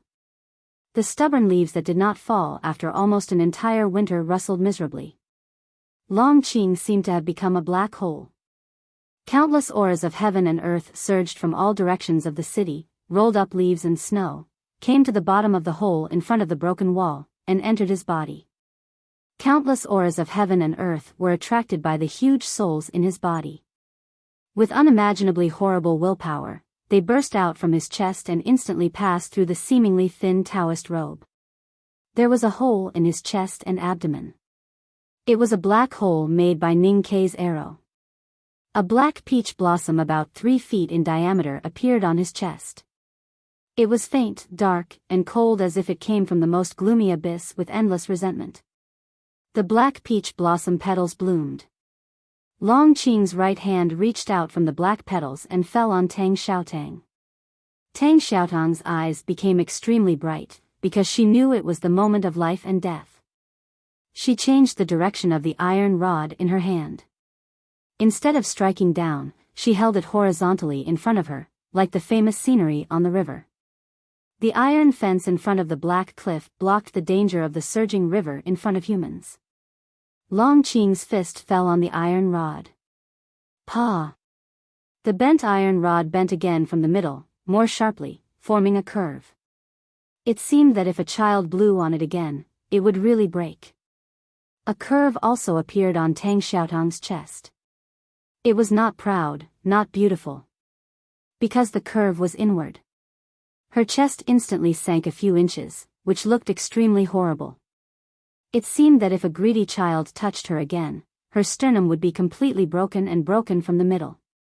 Tang Xiaotang's face was as pale as snow, and then it quickly turned scarlet. She could no longer keep her lips closed, and a thick mouthful of blood sprayed into the air. With blood spurting, she fell backward. Her petite body smashed heavily on the edge of the pit, smashing the granite and bluestones into pieces. Then she bounced up heavily, rolled in the air, and finally fell on the ground dozens of feet away. With a muffled sound, the ground there slightly sank again. Footsteps were heard, very rhythmic. Long Qing walked out of the pit and appeared in front of everyone. His face was a little pale, his lips a little blue, and there were some bloodstains on his body, but he looked very calm. There was a dead silence in the square. Everyone's eyes fell on him, including the disciples of the Sword Garret, the followers of the New Stream, and the divine priests and deacons of the divine halls of West Hill. Everyone was so shocked that they did not dare to speak. Looking at Long Qing's figure, many people had mixed feelings. Many years ago, he was the most famous young genius in the cultivation world. However, no one expected that he would be defeated by Ning Kei in the academy entrance exam of the 2nd floor of the academy. Since then, he had been defeated again and again, losing his former glory. In the end, he became one of the most common pitiful characters in stories, struggling in vain for survival and revenge. Even though Long Qing survived, and his state was even better than before, he returned to Taoism, and even became the last disciple of the Abbey Dean. He could no longer attract the attention of the cultivation world. If it were in the past, a young knowing destiny state cultivator like him would be great. But things were different now. Because Taoism still had Yi Hongyu, and especially after the spring rain, Haotian left some gifts for the human world. Taoism had Hengmu Liren, and a young barbarian named Ada on the grassland. Moreover, Ning Ke was always there, watching over the world from Chang'an. Compared to these people, he seemed so ordinary. Therefore, Long Qing was quiet and kept a low profile. Gradually, he was forgotten by the cultivation world. When he and Hengmu led the papal cavalrymen of the divine halls to wipe out the new stream, people only paid attention to Hengmu, not Long Qing. Until today, when he appeared in the cultivation world again in the capital of the kingdom of Song, lifted the falling sky with one hand, and bent the sacred relic of the devil's doctrine with another punch, people finally remembered his glorious past, and remembered that he used to be a genius far better than Ning Quebec. Only then did they realize how powerful he was. Yi Su was here, and this was the most important place for Taoism to wipe out the new stream. Long Qing was in charge of this alone, which indicated his status in Taoism and their confidence in him. Just like what he told Tang Xiaotang. He was really powerful now. His state was very high, and his psyche power was unprecedentedly powerful. His body contained the consciousness of a powerful cultivator. He could be a devil, or a god. Long Qing walked dozens of feet away. He looked calm, but in people's eyes, he was like a devil. Then, the crowd exclaimed. Because they saw something that they thought was impossible. Tang Xiaotang was trying to stand up again. She put her hands on the ground, and her fingers dug deep into the soil. Her hair was wet with blood and sweat, and it swayed weakly and tiredly in front of her forehead. Her body was trembling in pain. She was seriously injured, and she was exhausted. But she wanted to stand up, and she still wanted to fight. So she stood up again. Just like the dozens of battles in the past days, she fell down, stood up, fell down, and stood up again. No matter how many times she fell down, she would always stand up in the end, as if no one could really knock her down. Even Long Qing, who was as powerful as a devil, couldn't do it. Long Qing's expression changed slightly. He knew that Tang Xiaotang was seriously injured. Even if she cultivated in the devil's doctrine, and her body was as hard as steel, she should not be able to stand up again after such a serious injury.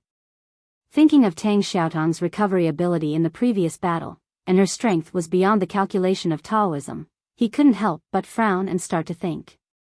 When he walked to Tang Xiaotang, she was no longer panting in pain, and the injury on her chest was much better. It was only 100 steps away, but she seemed to have regained the ability to fight. This was not something that could be done by human beings. The arcane tome of the sand had always been with Long Qing, which recorded all the cultivation methods in the world. He was very clear that there was no cultivation method that could do this. This could only be a miracle. I see. Long Qing looked at her and said with emotion, "Is this a gift from Haotian?" When he said this, he looked a little lost and a little sentimental. Because in the first half of his life, he had been getting closer to Haotian, whether it was light or darkness. However, today, he found that he was getting farther and farther away from Haotian. On the contrary, the enemy standing opposite him, the enemy of Taoism, was favored by Haotian. How could he not be lost? However, after the loss, he began to feel sad and self-deprecating, but also more determined. Because what the Abbé Dean and the others were doing was getting farther and farther away from Haotian. Tang Xiaotang didn't say anything. Her silence was an admission. Back in the shabby alley in Lingang City, Sang Sang said that she would grant her immortality. She did not take it seriously. Although it was Haotian, she still thought it was a joke that Haotian played on ordinary people. At that time, only a few years had passed, and there was not enough time to prove whether she could really live forever. However, in the continuous battles, some things that happened seemed to have proved that what Sang Sang said at that time was not a joke, but a real power. In those continuous battles, she suffered many injuries. At the same time, she discovered that her body seemed to have established some kind of magical connection with the qi of heaven and earth. The power that she lost could be quickly replenished.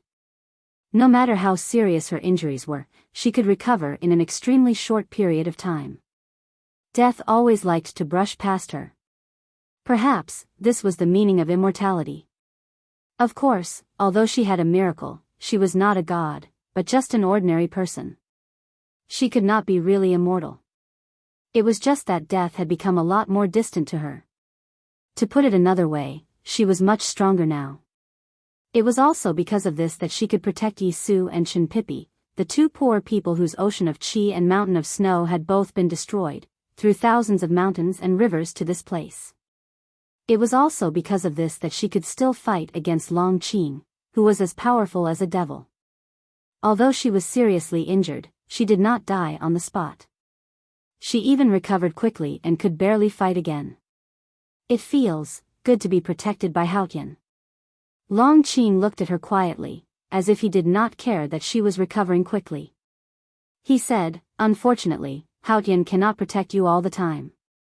So you are destined to die today." Tang Xiaotang said, "At least for now, I am still alive." Long Qing smiled slightly. The scar on his face was a little twisted, and his gray eyes revealed a hint of mockery.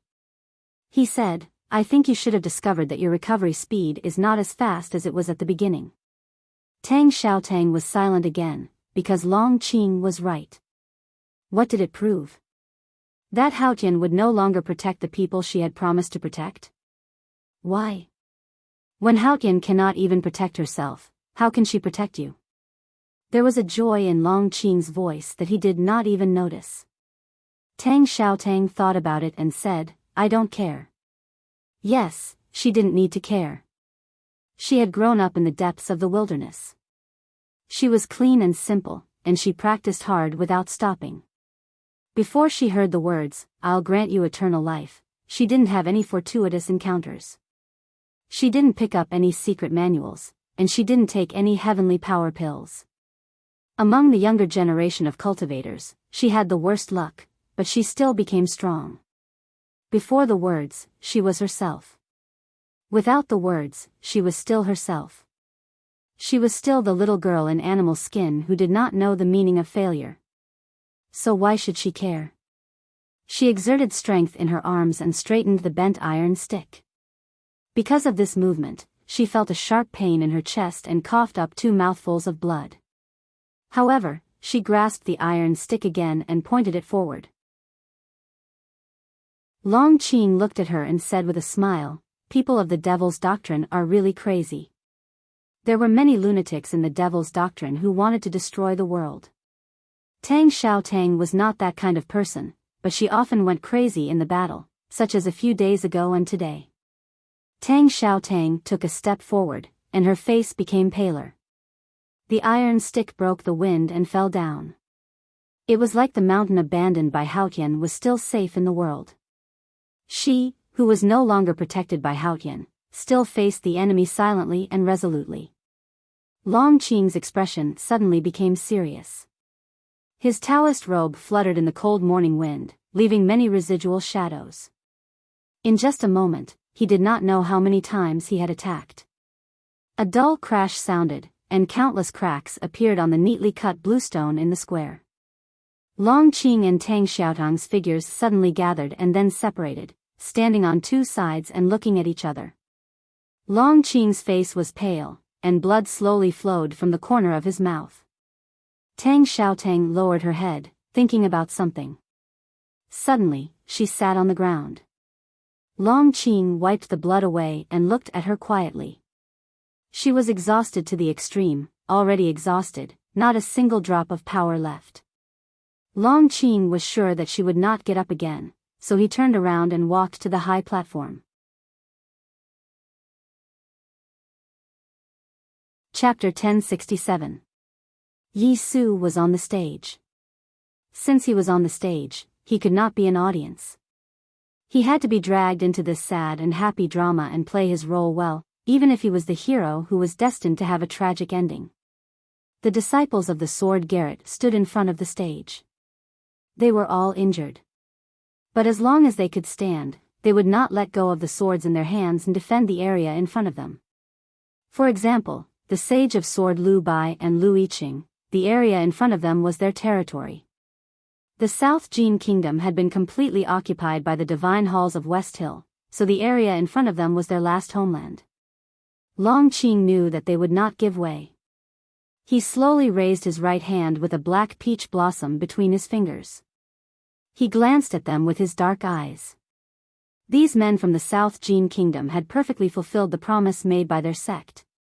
They fought to the last moment and did not let anyone get close to Yi Su before they all stopped breathing. They knew that death was coming, but they were fearless. Lu Bai once stabbed Haotian with his sword on the Peach Mountain. They were Lu Bai's disciples and grand disciples. They inherited the sword style and never forgot the surging Yellow River.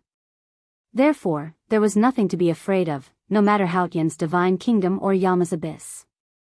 Death did not come immediately. Chen Pipi walked out from behind Yi Su and walked to the disciples of the sword Garrett. He looked at Long Qing and said, "Do you want to destroy Taoism?"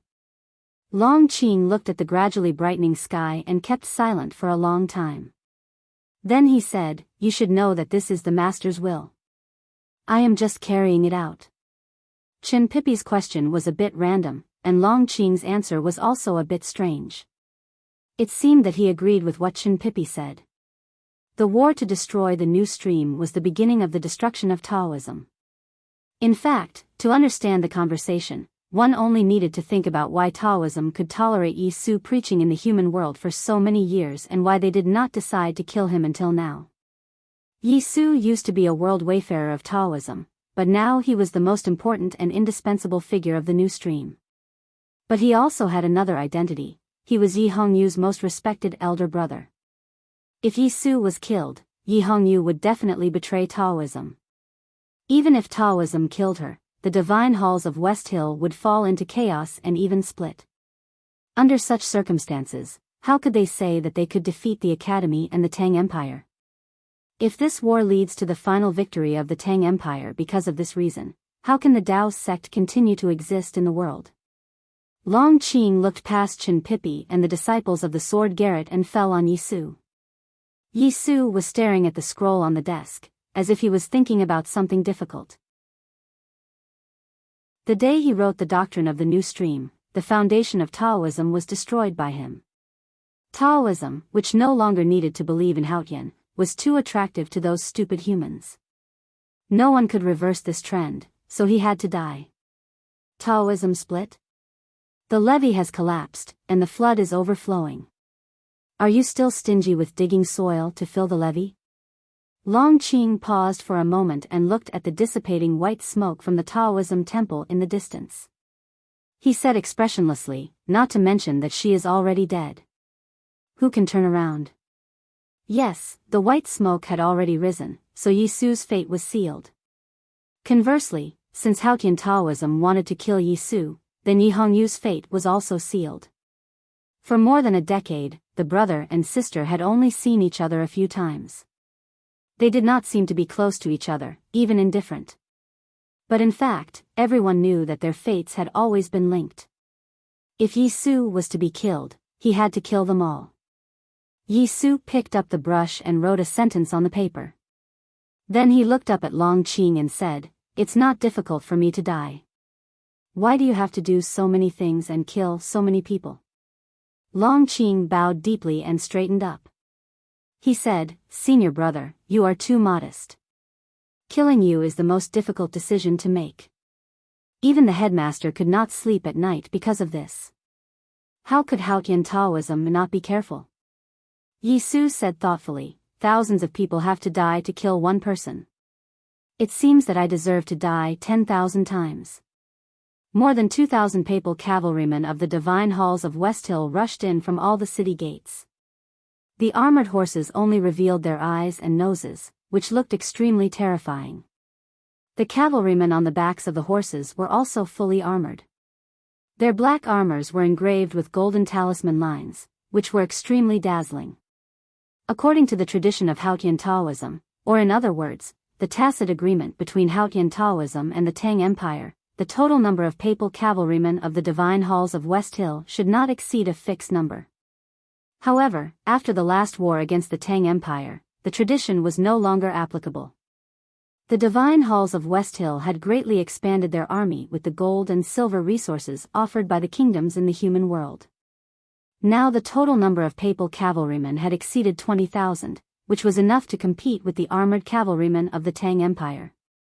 2,000 papal cavalrymen followed Heng Muliran to the north to Qinghe Prefecture and were suppressing the rebels who were loyal to the Tang Empire in the city of Yangzhou. Meanwhile, the other 2,000 papal cavalrymen went straight to the Song Empire from Peach Mountain and secretly followed Long Qing to suppress the followers of the new stream. Using such a powerful military force to deal with thousands of defenseless followers of the new stream and a small number of disciples of the sword Garrett was like killing a chicken with a butcher's knife. It could be said that Haotian Taoism had made a thorough plan. They would never allow Yi Su to live and the new stream to continue to develop. The armored cavalrymen were extremely heavy. The hooves of the horses clattered on the streets. When the 2,000 cavalrymen moved forward at the same time, the clattering of the hooves became a thunderstorm. The papal cavalrymen galloped at a high speed with a cold expression. They did not care about what they hit. People in the streets tried to avoid them. There were panicked screams and screams of those who were knocked down. The streets were filled with dust. A few hawkers who luckily escaped from the hooves of the horses huddled outside a tea shop with pale faces. They looked at the cavalrymen galloping away, trembling and speechless. A middle-aged man who looked like a scholar did not hide in the street corner like the others. Instead, he carried his luggage and hurried on his way. He was covered with dust and sweat. He was heading in the same direction as the cavalrymen. Long Qing pointed at the small courtyard beside the square and the pile of firewood in the broken wall. He looked at Yi Su and said, "I spent the whole night piling up the firewood. Please go up there." Go up for what? Of course not to enjoy the scenery. Though the pile of firewood was higher than the ground and they could see farther, the scenery in their eyes must be red. Maybe it was blood or flame. Yi Su glanced at him and did not say anything. He lowered his head and continued writing. He said, "Let me finish this paragraph." Long Qing did not show any impatience because he did not need to. He walked forward. If he waited a little longer, it might become a legendary story in the history of religions. But he did not care about ruining the beauty. The swords of the disciples of the sword Garrett came forward. He waved his hand. The spades bloomed and the sword array was suddenly disrupted. At this moment, Yi Su stopped writing. He looked up and said, "I'm done." He was not writing notes or the doctrines of the new stream. He was writing about his travels. It was not the travel notes he had written while he was escaping from various countries. Instead, it was the travel notes he had written many years ago when he saw the black line in the wilderness and went to various countries to comprehend the life or death situation. The last one was written in Chang'an several years ago. In the city of Chang'an, there was a small Taoist temple. He lived in the Taoist temple for a long time. He repaired houses for the neighbors and saved money for the Taoist priests. He once debated with the eldest brother of the academy and negotiated with the vendors. What he had learned when he traveled around many countries many years ago had finally blossomed in Chang'an. The so-called seeing through life and death had its true meaning. He had gained a lot, and those gains were officially revealed in front of the verdant canyon with Jun Mo's sword. They also gradually took shape as the smell of dirty water in the shabby alley in Lingang City faded. This was the formation of the doctrines of the new stream. It sounded simple but was actually complicated. The doctrines of the new stream were built on the basis of the West Hill scriptures and integrated with the ideas of the academy. Finally, they were determined by Yi Su's writing. There were no books to explain them. Even Yi Su himself only had time to write a few volumes of doctrines. He did not have time to finish this work.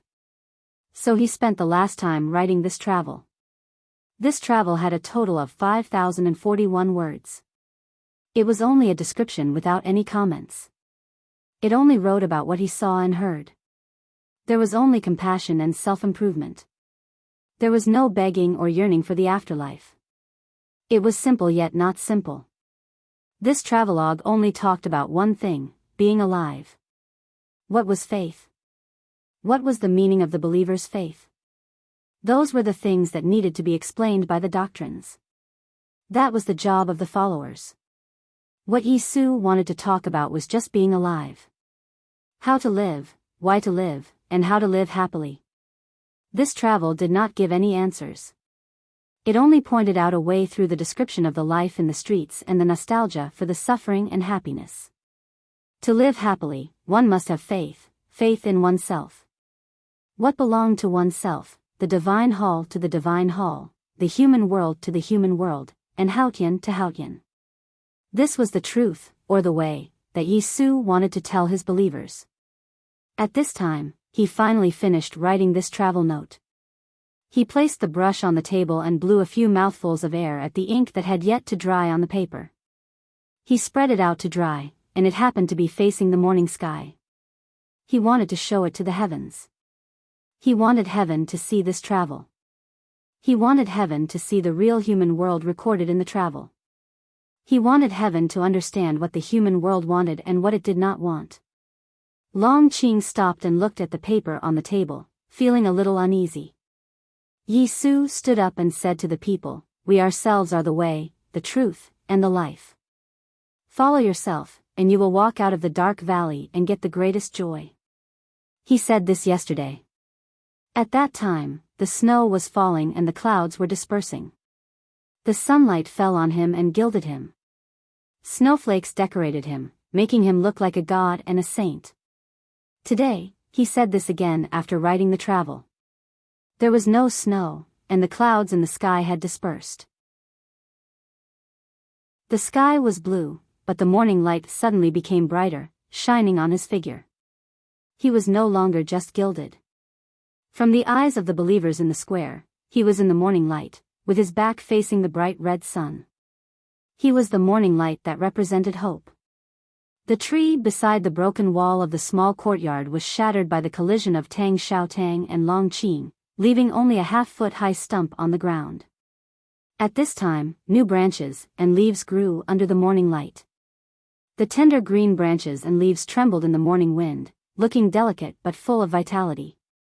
From the last stroke, or from the time when the travelogue was unfolded for the blue sky to see, or from the sound of reading in the alley, or even from the time when they were in the small Taoist temple in Chang'an, Yisu and the new stream that he founded later represented a certain part of human beings and began to compete with heaven for the rights, or to ask Haotian to take back the rights that originally belonged to human beings. From that moment on, history was rewritten. The morning light was bright, the blue sky was white, and the cold wind and snow were nowhere to be seen. The morning sun embraced his body and shone on the entire human world. It looked like a miracle, but it was not. Because this magical scene had nothing to do with Haotian. It was just the integration of nature and an ordinary person. It was his own glory. The fleeing believers saw this scene and gathered together again. They ignored the intimidation of the divine priests, deacons, and cavalrymen and rushed to the front of the platform, trying to get closer to Yisu. The morning sun shone on the human world. Yisu's body was like a transparent glaze, carrying the sunlight and then spreading it to the human world. The light spread to a very far distance and even illuminated the streets in the distance. Those ordinary people who had just woken up or had not slept all night, those pedestrians who were hiding under the eaves from the papal cavalry's iron hooves, all saw the light in the square, saw that person in the morning sun. They were very shocked and somewhat perplexed. They subconsciously moved their feet and walked in that direction. The flow of people gradually converged into a sea. The thousands of people on the square were believers of the new stream, so they were more touched and shocked by the scene. Looking at Yisu in the morning sun, the believers knelt in silence and expressed their respect and love for him. Yisu stood in front of the morning sun with his back to the light. He looked at Long Qing, the divine priests and deacons, and the thousands of believers in the square and said this. His voice was calm, not deliberately fanatical, and his emotions were also calm. He was different from the famous orators or saints in the history of religion. But his words seemed to have some magic power. Every word and sentence floated with the morning wind and shone in the morning light, like an unshakable prophecy. Long Qing did not stop him because he also wanted to know what Yi Su would say at this moment and what he would prophesy. The believers listened very carefully and attentively. When the everlasting night comes, the light of the sun will be completely covered, and the sky and the earth will fall into darkness. People will rejoice because that is the real life. Yi Su's voice floated in the quiet square like the cicadas in the forest, the frogs in the pond, the wind in the cliff, and the waterfall in the autumn, making the world quieter. In the quiet world, people listened carefully as if they were listening to the teachings of a saint. Then they began to think. Even Long Qing lowered his head and no one knew what he was thinking about. If this was a prophecy, then, what did it prophesy? Chapter 1068. At this moment, no matter whether Haotian would laugh or not, everyone in the square was lost in thought. There was a lot of information in this sentence, and it was inexplicably fascinating. Yi Su's sentence was a prophecy at the beginning, but at the end, he was overjoyed. He mentioned the legendary everlasting night and made some comments about it, which was puzzling. What was the everlasting night? In the ancient legend of the cultivation world, it was a catastrophe brought by Yama's invasion. When Sang Sang came to the world, Ning Kai carried her on his back and the headmaster killed the golden dragon in the wilderness. The legend was confirmed to be false. There was no Yama or the underworld. Then would there be an everlasting night? There would be an everlasting night, and there had been an everlasting night. There were still people living in the world who had experienced the everlasting night, but it had nothing to do with Yama. It was just that Haotian plowed in the spring, worked in the autumn, and rested in the winter. For most people, the long everlasting night was cold and cruel. But for Haotian, it was just the basic law of the world. If the world wanted to survive, the everlasting night was a necessary measure. In essence, the new stream was competing with Haotian for faith. It was destroying the root of Haotian's existence and digging the grave of Haotian Taoism. Then why did Yi Su look forward to the everlasting night? Your everlasting night, what is it? Long Qing looked at Yi Su and asked.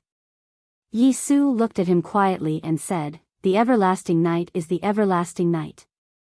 Long Qing said, "The everlasting night is the darkness." Yi Su said, "Only in the everlasting night can people really open their eyes and see the pictures that Haotian never let them see.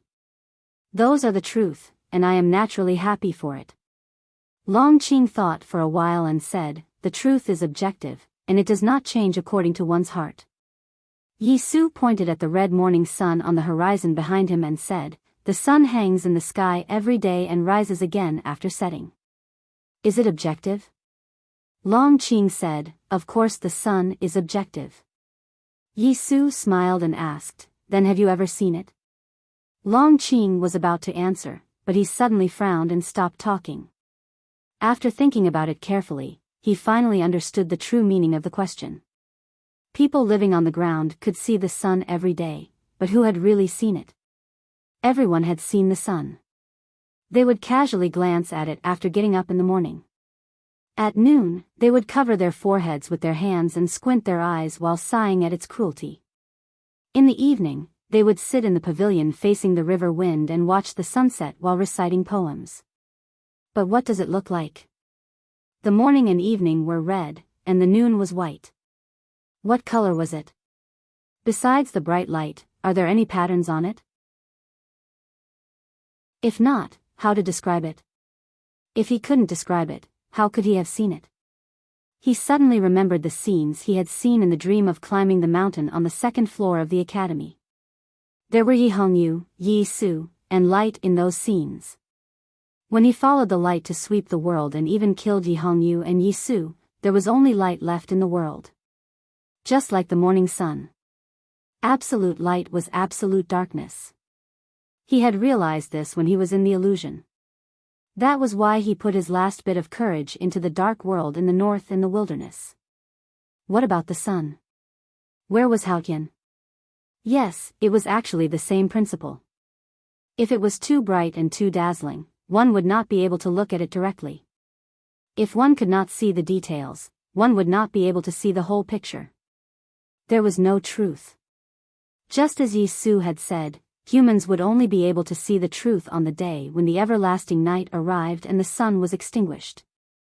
Long Qing understood what Yi Su meant, but he did not understand the meaning of this prophecy. He squinted and looked at the morning sun on the horizon. After a moment of silence, he shook his head. He did not need to think too much about meaningless things. What he needed to do now was to kill Yi Su. It did not matter whether it was the prophecy of a sage or the nonsense of a lunatic. You will die soon. Even if that day comes, you will not be able to see what the sun looks like. Similarly, those who heard what you said will also die in the following days. They will not be able to see it either. Long Qing looked at Yi Su and said expressionlessly.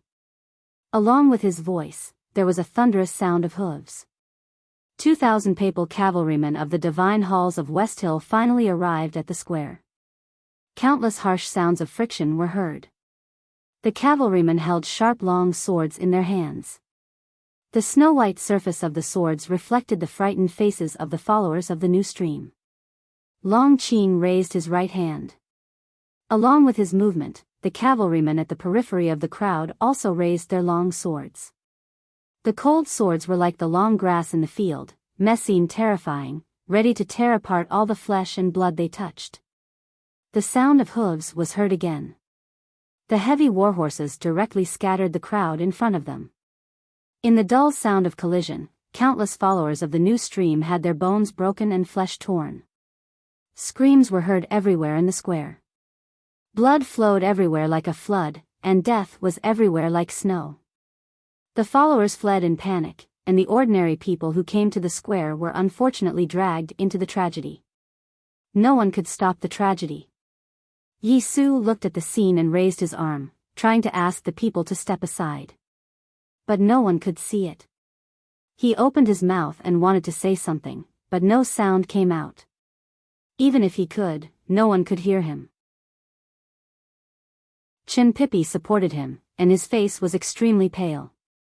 Over a dozen disciples of the Sword Firmament Pavilion had been scattered and had converged into the crowd.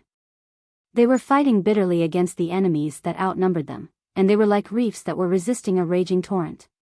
Even though they were strong, how could they turn the tide? Long Qing stood below the stage. He only needed 10 more steps to reach Yi Su, but he did not do anything. He just looked at Yi Su in silence and let Yi Su watch the scene in silence. Today might not be the beginning of the new stream's destruction, but it was definitely the day of Yi Su's death. Just as Ning Ke told the Abbey Dean, Long Qing was eager to see how Yi Su would become a sage. Yi Su stood in the morning sun. The light around him was refracted, with a sense of holiness. When the last stroke of the travel book was finished, he had embarked on the path of becoming a sage. The sky and the earth had changed color. Long Qing was eager to see how the sky and the earth would change color. At this moment, the sky and the earth really changed color. There was snow on the streets, and the houses were covered with black eaves. The black and white contrasted with each other, and the leaves that had not completely withered were the 3 basic colors of the city. The square was no exception. From yesterday to this morning, Taoism had slaughtered twice, and the ground was covered with blood. However, the colors had all disappeared. The white snow, the black eaves, the green and yellow leaves, and the red blood had all turned into a monotonous yellow. The yellow sand was everywhere. Long Qing's expression changed slightly. Because the change of the sky and the earth had nothing to do with Yi Su. Yi Su's snow mountain and ocean of qi were both destroyed. The sage's intention was in the end of the writing and the doctrine of the new stream. It could not affect the real battle. It was another force that turned the snow, the eaves, the trees, and the blood into yellow sand. That's all for today. There seems to be some problems in the later part of the writing. I need to revise it carefully. Also, I need to rewrite the following lines and try to make it tighter. Chapter 1069. No one noticed that when the papal cavalrymen of the divine halls of West Hill rushed into the square, a middle-aged scholar also came to the field and quietly approached the high platform. The middle-aged scholar was dressed in ordinary clothes and was covered with sweat. He came to the front of the platform and untied the package as fast as he could. Then he took out a wooden plate from it. The wooden plate was made of some kind of wood. The grain was very delicate and gave people a wonderful feeling of gold and stone. There was a thin layer of yellow sand in the plate. It was a sand table. The most famous sand table in the cultivation world, the river and mountain sandbox. When the river and mountain sandbox appeared, the whole world entered the river and mountain sandbox. The thin layer of yellow sand danced in the air and then fell down, painting the world yellow. Then, everything turned into yellow sand. The hard bluestone ground turned into a soft desert. The war horses that were sprinting at high speed screamed and fell heavily to the ground. Their forehooves were broken miserably. The cavalryman of Divine Hall on the back of the horse directly fainted. In a very short time, hundreds of cavalrymen of the Divine Halls fell off their horses. On the contrary, the followers of the new stream who were hiding in fear were not hurt by the yellow sand. Sometimes the yellow sand was like water. Because of its softness, it was stronger than the strong and pitted the weak. Long Qing's feet were also stuck in the yellow sand. He could clearly feel the sucking power coming from the bottom of the sand. His expression became very serious. He lifted his right foot with great difficulty and wanted to take a step forward. Suddenly, the wind swept the yellow sand and stopped in front of him. His sight crossed the flying yellow sand and fell on the middle-aged scholar on the side of the platform. Chen Pippi looked at the middle-aged scholar and exclaimed, "Fourth brother." The middle-aged scholar did not respond but just looked at Long Qing. Long Qing frowned slightly. Today, he was ordered to kill Yi Su and slaughter the new stream. He guessed that the academy might be prepared, but he did not expect that it was not the Iron Arrow or Mr. First, but this person. Fan Yu, Mr. Fourth of the academy. Fan Yu was a relatively low-key person among those interesting and horrible people in the back mountain of the academy. He joined the academy early and ranked very high, but he was only at the peak of the see-through state. He was not at the same level as Li Manman and Jun Mo. Although the third sister Yu Lian had always been at the see-through state, everyone knew that it was just a facade when she beat Xiong Chimo, the hierarch of the Divine Halls of West Hill. He was the real see-through state. Of course, this was not important.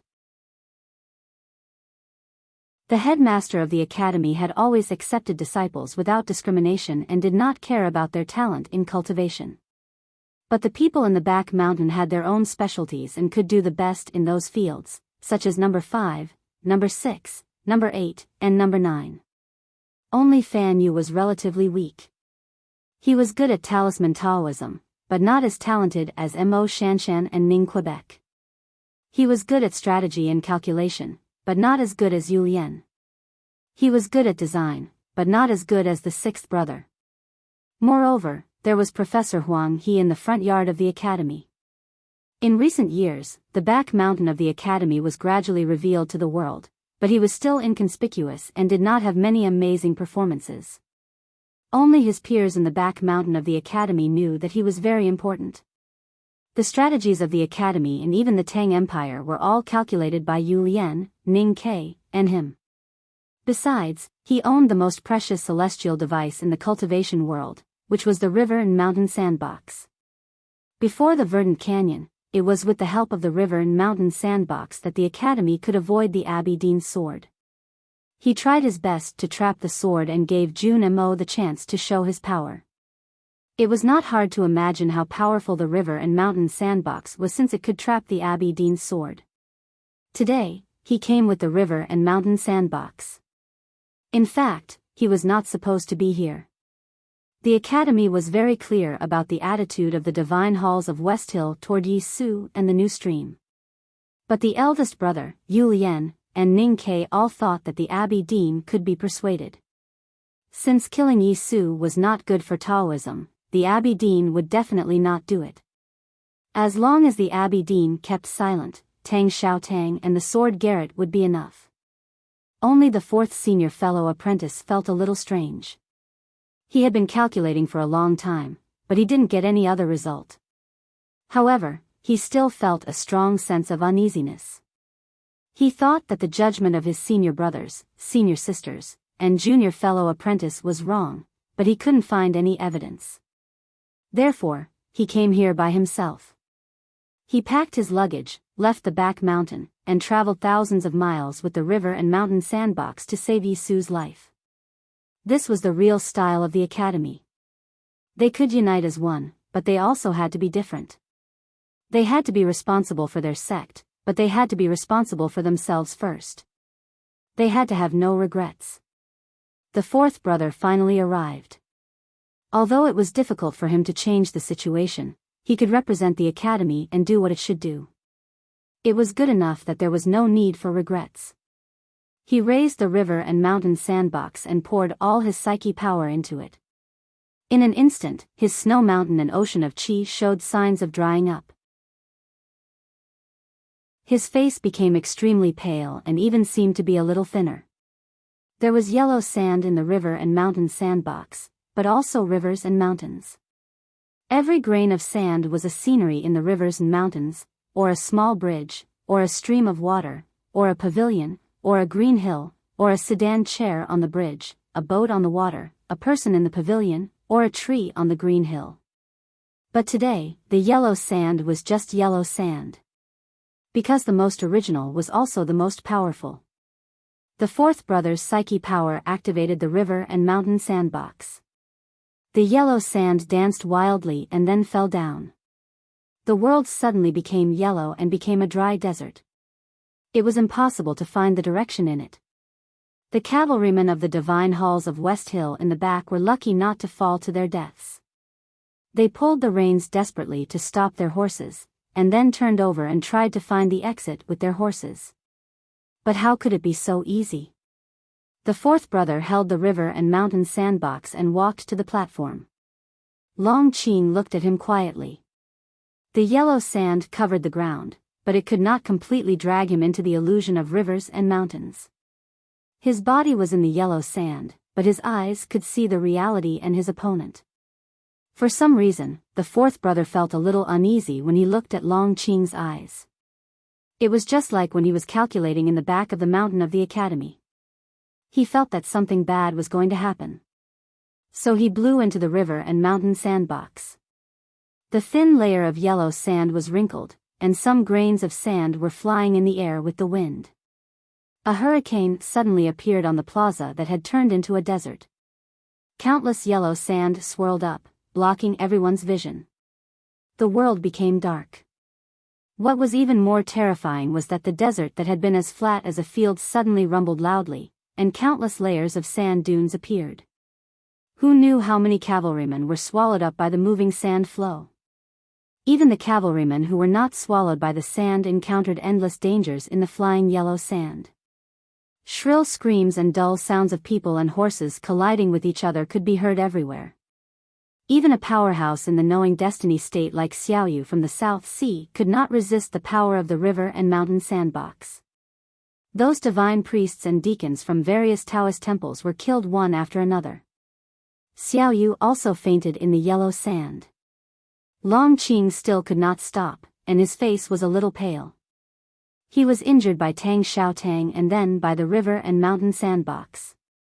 He did not expect that his opponent, who was in an ordinary state, could have such a terrible sand table. However, was it enough? In the next moment, his feet finally landed on the ground, but he still landed on the yellow sand. He did not get out of the river and mountain sandbox, but so what? The scar on his face became brighter. It was definitely not ugly. It was more like some kind of strange makeup. Paired with his gray eyes and straight silver hair, he looked very good. He was so powerful, and he still had hidden powerful skills. He was waiting for Ning Kei's iron arrow and Li Man Man. Even so, he was not afraid of them, let alone a sand table. He took out a scroll from his arms and stretched it out in front of the sandstorm. He remembered those years when he was the second priest of the judicial department, and he led the black deacons to hunt down the remnants of the devil's doctrine and the sinners who betrayed the devil's doctrine. At that time, he was righteous, and he believed that he was righteous. His expression became cold. Looking at Yi Su and the others on the other side of the sandstorm, he silently repeated those familiar words in his heart: "Sinners, accept the punishment of Haotian." Last night in the Divine Hall of Judgment in Peach Mountain, the middle-aged priest used a scroll to break Yi Hongyu's confinement. It was the fall hand scroll of the Tomes of Arcane. At this time, the scroll in Long Qing's hand was also the sand hand scroll of the Tomes of Arcane. After making the most important decision, the Abbey Dean no longer cared about the word blasphemy. The most sacred tomes of arcane in Haotian Taoism became a very powerful weapon in his plan. The middle-aged priest had accompanied the tomes of arcane in the Jishou Abbey for countless years, and Long Qing had always kept the sand hand scroll of the tomes of arcane with him. Only the two of them could use the tomes of arcane as weapons. In the morning, the city was covered with yellow sand. The freshness and coldness of winter could no longer be found, only dullness. But when Long Qing held up the sand hand scroll of the tomes of arcane, that feeling became more and more clear. The cover of the sand hand scroll turned into tens of thousands of tiny grains of sand in the wind, and then began to fly. Then the second page of the sand hand scroll also turned into grains of sand, and then the third, the fourth, the fifth. Hundreds of millions of grains of sand turned into a sand river and went straight from Long Qing's hand to the sky. In the deepest part of the sky, the river carried an indescribable brilliance and then blasted into the yellow sand all over the sky. The sand hand scroll of the Tomes of Arcane recorded almost all the cultivation methods in the cultivation world, which could not be completed by human beings. Just like the Sun hand scroll, it was not only collected by Haotian Taoism, but also by the divine power of Haotian.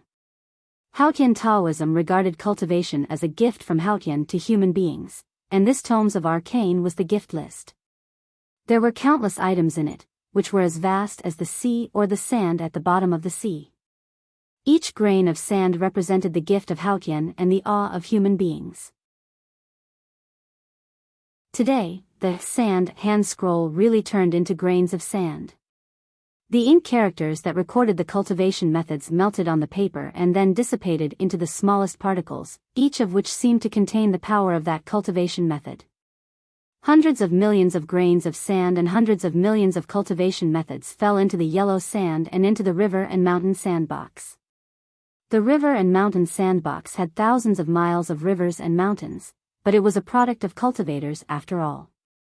How could it accommodate the almost infinite vastness and complexity?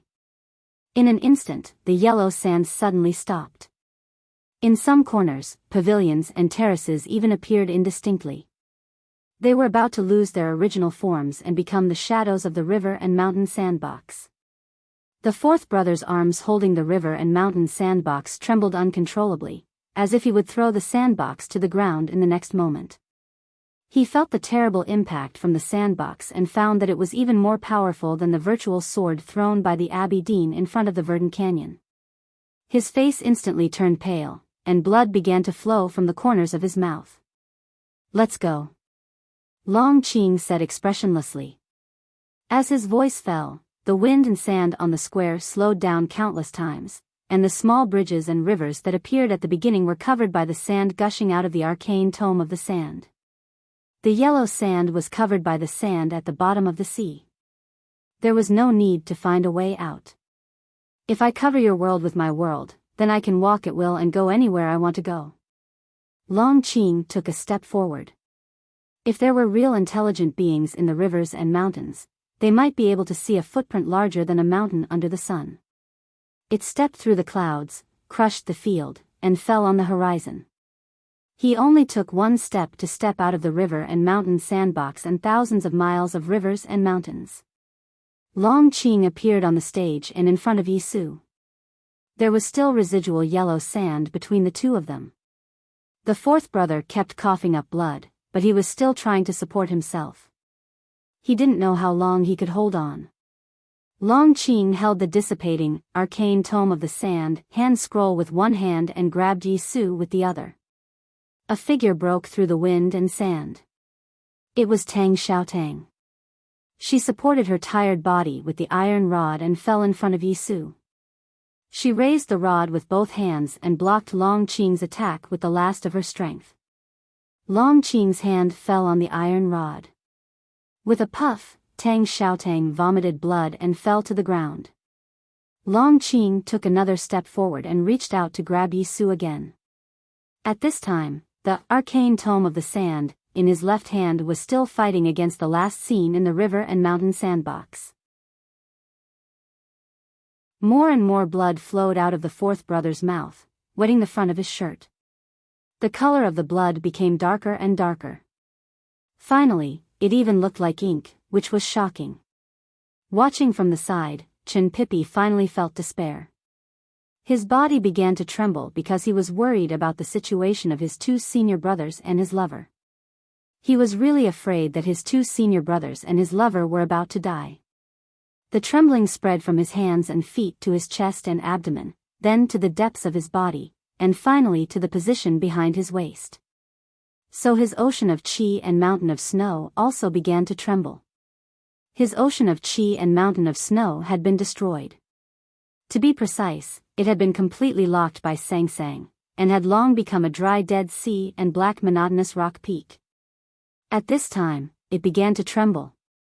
Trembling was movement, and being able to move meant being alive.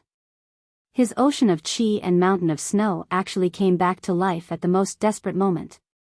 Chen Pipi had no time to feel this sudden change, and it was impossible for him to have time to be ecstatic.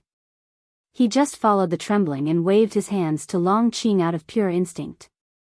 10 unpredictable and shrill forces without any trace, like the flowing clouds in the sky, burst out from the front of his 10 fingers and fiercely stabbed Long Qing's chest and abdomen. After the bloody battle with Tang Xiaotang, who was favored by Haotian, and the cultivation competition with Mr. Fourth of the Academy who held the river and mountain sandbox, Long Qing had been seriously injured. Chen Pipi's natural stream magical finger was so unreasonable that he could not avoid it even with the arcane tome of the sand. With a series of dense muffled sounds, the 10 natural stream magical finger intents all fell on Long Qing's chest. 10 bloody holes appeared on his thin clothes in an instant, and blood was gurgling out. Long Qing's face became paler.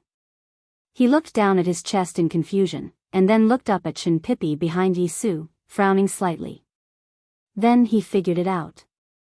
Haotian was so weak now that she could no longer protect the people she promised to protect, such as Tang Xiaotang, so she naturally could not punish the people she wanted to punish forever. The Abbey Dean had already left Peach Mountain, and Chen Pipi, who had the same experience as him, naturally had to stand up again. Long Qing coughed in pain. Every time he coughed, the blood in front of his chest flowed out even faster. Not enough. He looked at Chen Pipi and said expressionlessly. The arcane tome of the sand, in his left hand, turned into gravel and whizzed away. In an instant, there were countless extremely thin bloodlines on Chen Pipi's body. Each line of blood came from a very small wound, and each wound was a gravel. The gravel was deep in the wound, and the pain was deep into his bones, like ants drilling into his body. How painful it was.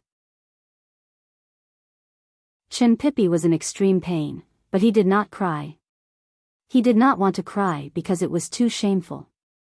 So he desperately squeezed out a smile, but he did not know that the smile was as ugly as crying. Looking at his funny face, Tang Xiaotang wanted to laugh, but also felt so sad that she wanted to cry. Long Qing glanced at the fourth brother and tightened his grip on the arcane tome of the sand. The fourth brother sighed and sat down weakly. Then he began to vomit blood.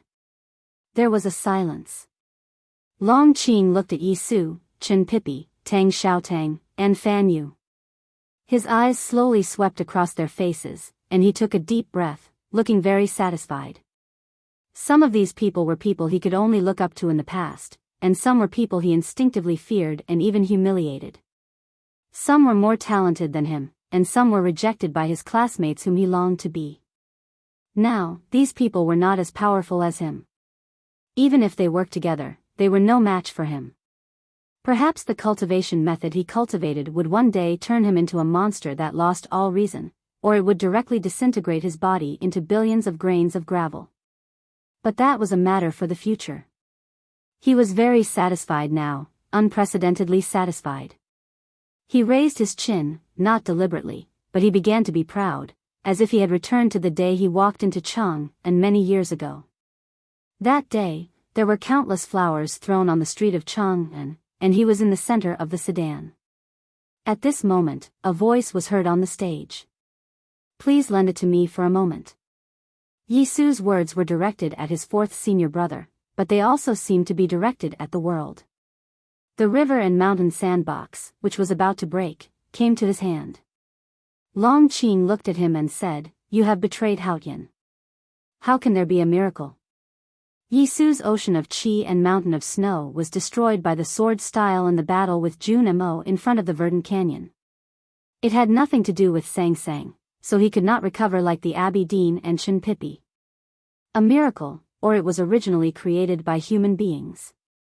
Yi Su said. This sentence was the foundation of the new stream, or the epitaph of Taoism.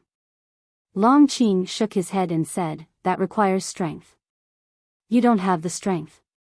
The wind and sand had stopped. Only a few people on the stage were still affected by the confrontation between the river and mountain sandbox and the arcane tome of the sand. The square was full of dead people. Countless cavalrymen of the divine halls were lying in pools of blood, and many followers of the new stream had also died.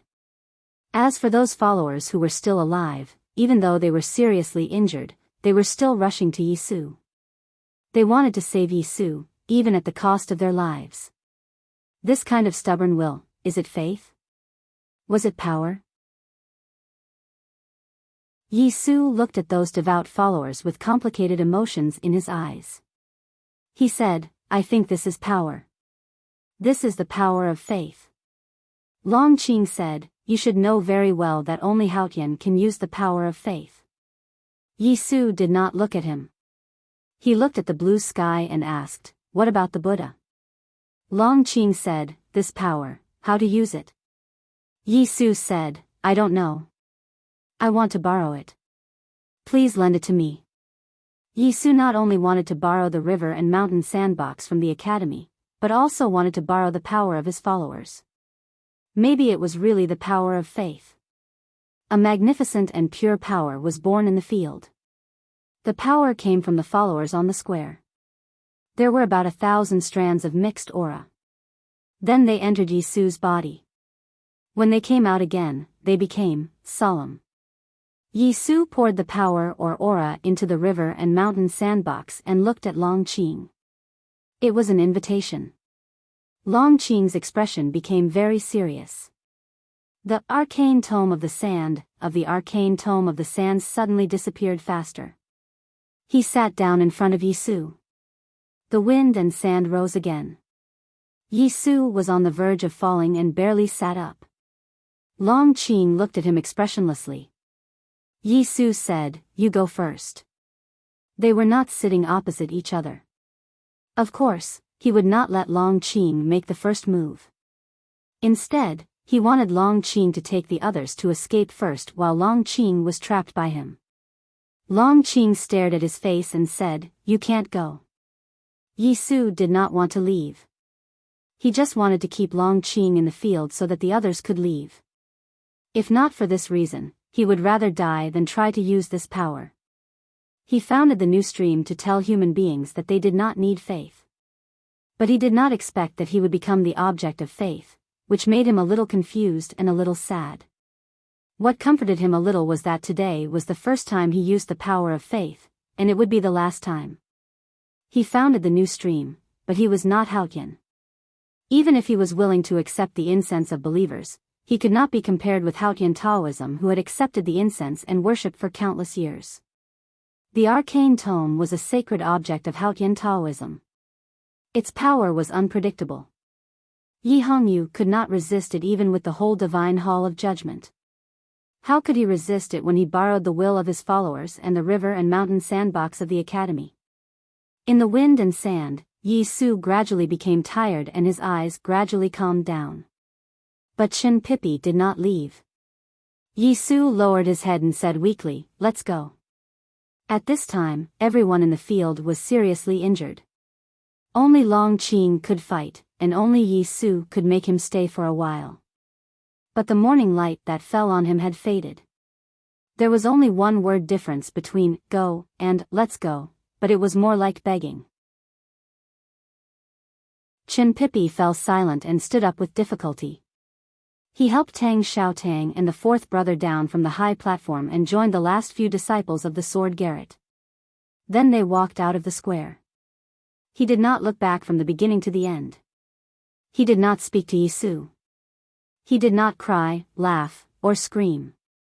He just walked in silence, enduring the pain caused by the thousands of bloody holes on his body, and helped his companions to walk forward.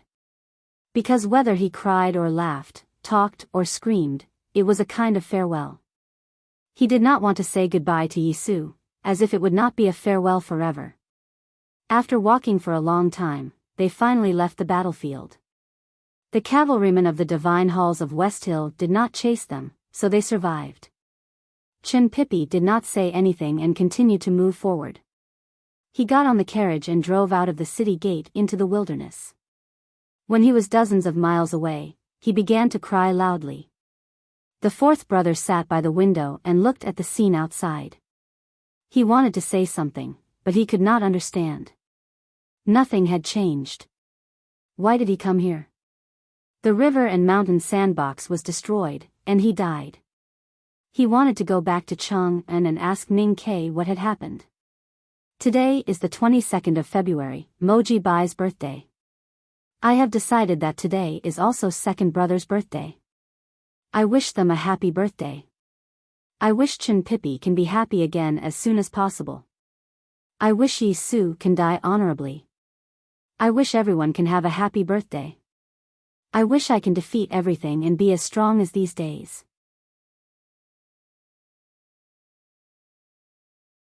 Chapter 1070. Some people said goodbye, but more people were still struggling in the yellow sand and lost their way. Yi Su and Long Qing sat opposite to each other, like two old monks drinking tea or playing chess. They did not speak or look at each other. They were covered with blood and looked miserable. The sandstorm under the platform had already stopped, and the sandstorm on the platform was about to stop. The two were covered with sand and blood. Their clothes were ragged and it seemed that they would fall down at any time. Long Qing watched Chin Pippi and others leave. Strangely, he did not seem to care. Some cavalrymen of Divine Hall had already escaped from the chaos, but did not hear his order to chase. He just sat opposite to Yi Su and waited for the sandstorm to stop. The wind was the cold wind in winter, and the sand was the sand in the river and mountain sandbox and the arcane scroll of the sand. They were blowing against each other and roaring as if there was no end. But in fact, everything had an end. With a snap, the river and mountain sandbox on Yi Su's knees broke. There were still many pages of the arcane scroll of the sand in Long Qing's hand. It was as thick as a tombstone in front of a grave. The sand in front of the tombstone was fake, but it was actually jade-like round stones. Those round stones were very small and transparent. They were not jade-like, but really top-grade jade. They were spread in front of and behind Yi Su, like a beautiful sea of pearls. Long Qing stood up.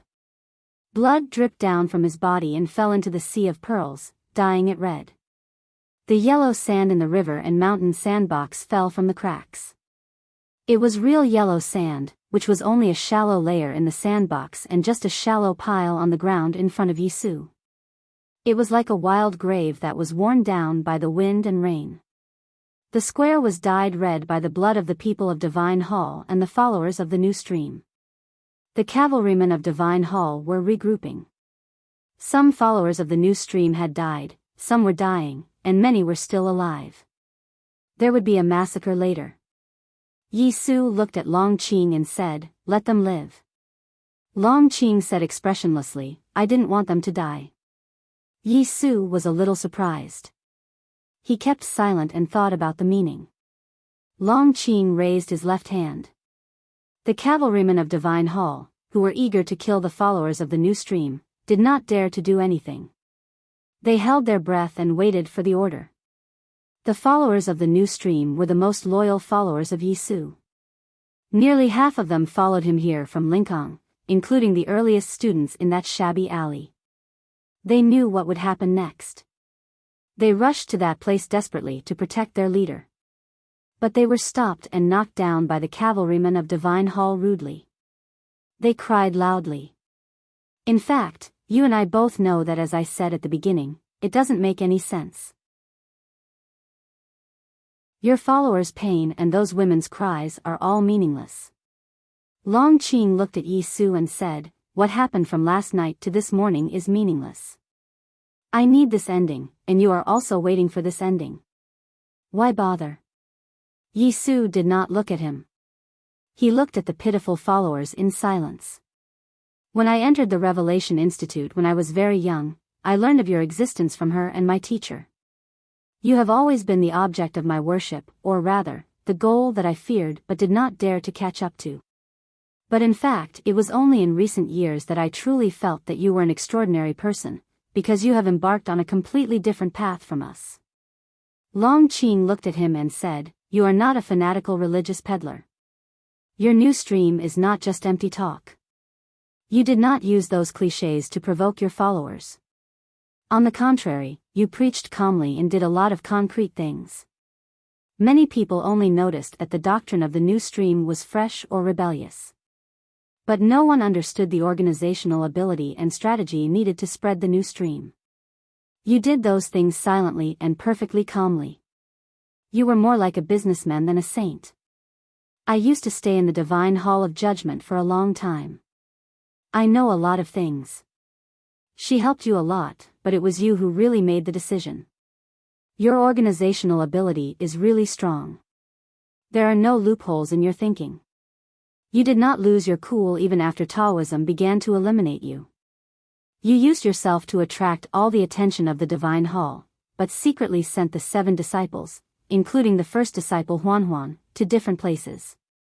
I think they are hiding now, but after a while, they will come out again to continue your mission. Yi Su was still silent. Long Qing looked at him quietly and said, you can keep silent about my praise. You don't need to be recognized for the secular abilities other than the sacred ones. You can deny all these. But can you tell me where Qing Ziqing went? Why are there only a few disciples of the Sword Garret who followed you here from Lingang? And where did they go? These details that no one noticed are what I admire the most about you. You've arranged the future. You've spread the seeds of the new stream all over the world. Even if you die now, no one can stop the new stream from spreading. So you can leave this world in peace. I even suspect that you've been waiting for death. Yi Su finally said, death is the most dangerous and terrible abyss for everyone. Long Qing shook his head and said, but everyone will die, whether it is the divine kingdom or the abyss. You can't go to the divine kingdom, and you don't want to go to the abyss. How to die is the most important thing. Die quietly, or die in front of millions of believers and ordinary people. It is not a difficult choice. To die in front of the whole world, with a sense of righteousness, peace and joy, and to face death with equanimity. It is good to show the new faith and the power of faith to everyone as the representative of your death. There is no sacred in the empire, no sacred in the world, and no sacred in the world. Even the headmaster of the academy has to become a genius to become the bright moon. You and I are all ordinary people. How can we not die if we want to become a saint? It takes 1,000 years for a saint to appear. Long Qing paused for a moment and looked into Yi Su's eyes. He said with a complicated expression, if the saint does not die, the great Tao will not work. You have to die. Yi Su looked calm. There was a piece of snow on his gray hair that did not melt for a long time, as if the heat in his body had been taken away by the tomes of arcane and his breath was gone. In fact, I have been wondering if Ning Ke has also thought of this. Long Qing turned around. The blood-colored sea of pearls scattered the moment it touched his clothes, like the waves when the tide receded. He looked in the direction of Chang and said expressionlessly, otherwise, he would have come. Yi Su and his new stream were extremely important to the Tang Empire and the Academy. Taoism had vowed to kill Yi Su, so Ning Ke should have been prepared. Even if he could not come, the iron arrow should have come. Yi Su said, or he did not expect the headmaster to be so decisive. It was indeed a possibility. Before last night, no one, including Xiong Chimo, the hierarch of the divine halls, had thought that the Abbey Dean would not fear the danger of the division of Taoism and directly choose to kill Yi Su and Yi Hongyu. Li Manman might not be able to predict the headmaster's thoughts, but why couldn't Ning Ke and Yu Lian? Even if they couldn't, how could they not have made some arrangements based on their temperament and habits? Long Qing said, Ning Ke did not come, the iron arrow did not come, and neither did Yu Lian and Li Manman. It can only mean that they know you want to die. They want you to die very much. They even hid it from Li Manman and waited for you to be killed by me. After saying this, he smiled. His smile was restrained and confined to the small area at the corner of his mouth, which made him look like he was mocking Yi Su. Yi Su had been very calm from the beginning to the end. He was so calm even though he was about to die. Although it was a tacit plan, he still felt a little unhappy. Therefore, he wanted to expose the Academy's intention and break Yi Su's state of mind. Yi Su's reaction was not what he expected. He said calmly, I have been the Academy's enemy for 20 years. I know how those people live. I don't think they would be so realistic and indifferent. What Long Qing said was very reasonable.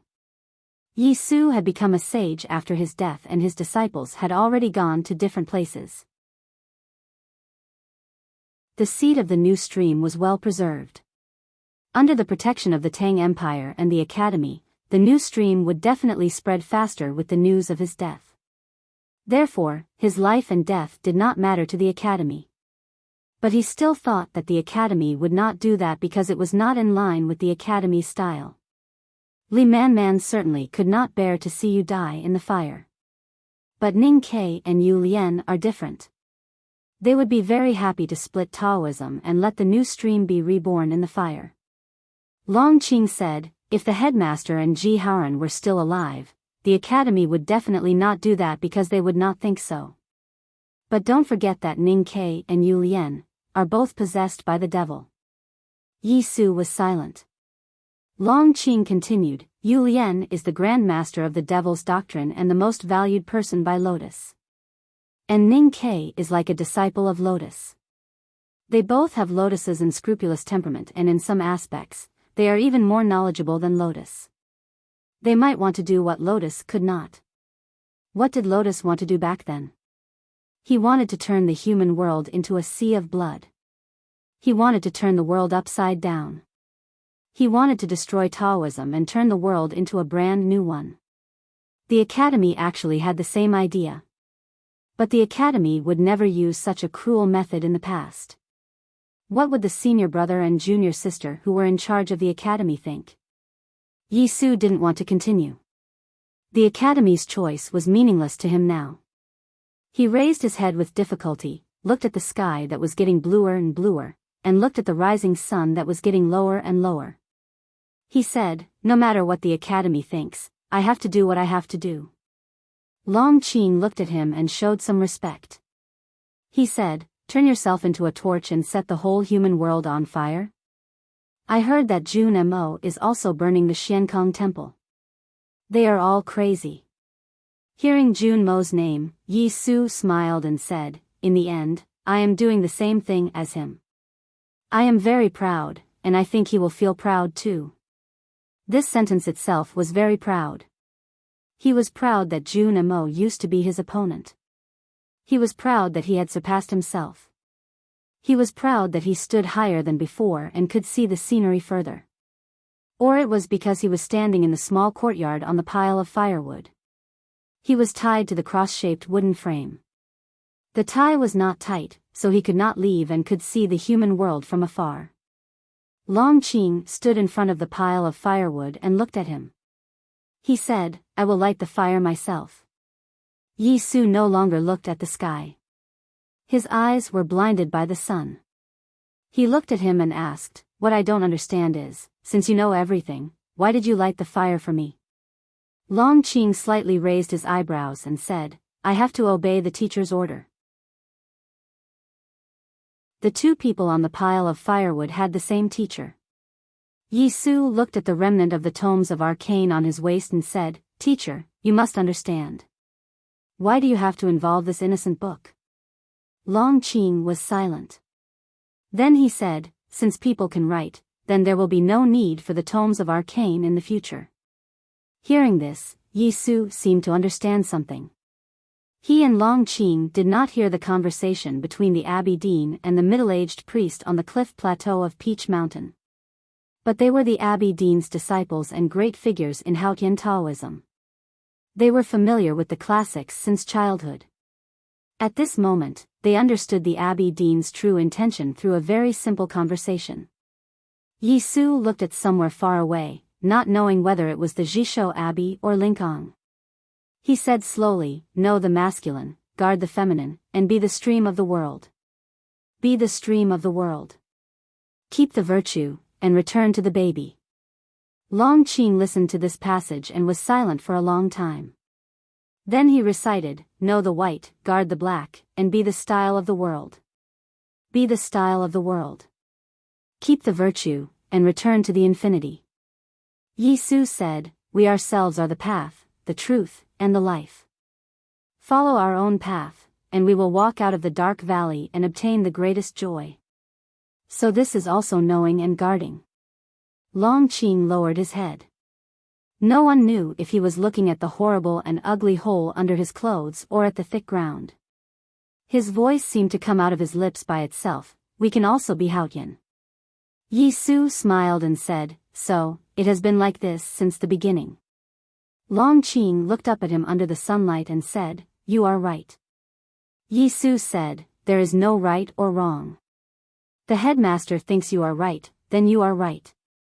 Speaking of this, Long Qing paused. He thought that he would be jealous, but his mood was so calm. He just sighed and said, "In the end, it was you who made him the proudest." Yi Su thought for a while and said, "Whether it is right or wrong depends on the final outcome."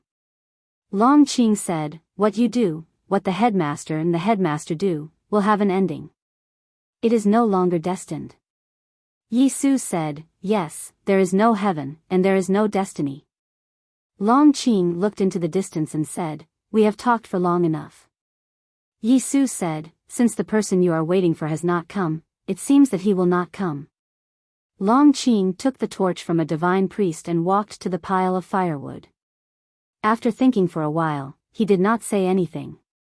He put the torch on the edge of the pile and stepped back. Fire was the most wonderful phenomenon in nature. It could be contagious and replicated. It could turn from the smallest firefly into a prairie fire. This was definitely not something that water could do. The flame on the torch licked the dry firewood beside it.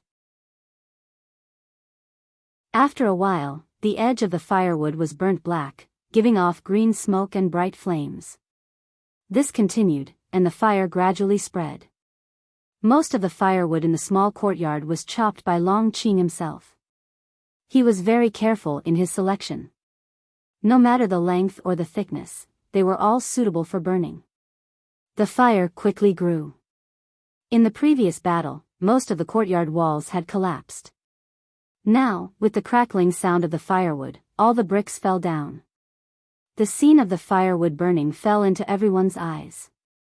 Tens of thousands of followers of the new stream and the people of Song were ordered to watch the execution. Seeing this scene, some of them felt extremely sad, and some of them could not bear it. Gradually, they started to cry. Yi Su's clothes began to burn. The bright yellow flame was about to cross his knees and swallow him. Someone knelt down first. It was probably a follower of the new stream. Regardless of the threat of the cavalrymen of Divine Hall, He knelt down and kowtowed to him. Then, more people knelt down. Even the tens of thousands of people of Song who came to watch the execution were shocked by the calm man on the fire and knelt down uncontrollably. The crying became louder and louder. Gradually, it became a torrent and went straight to the sky. Yi Su suddenly said, "When the everlasting night comes, the light of the sun will be completely covered. The sky and the earth will fall into darkness. But people will rejoice because that is the real life."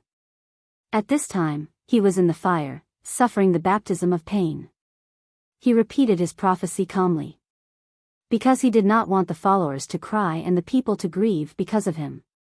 The followers of the new stream outside the courtyard wanted to rush in to save him, but they were brutally cut down by the cavalrymen of Divine Hall and fell into a pool of blood. Hearing his voice in pain, they began to follow him instinctively. The followers of the new stream in the distance also began to repeat the words, because they were his followers.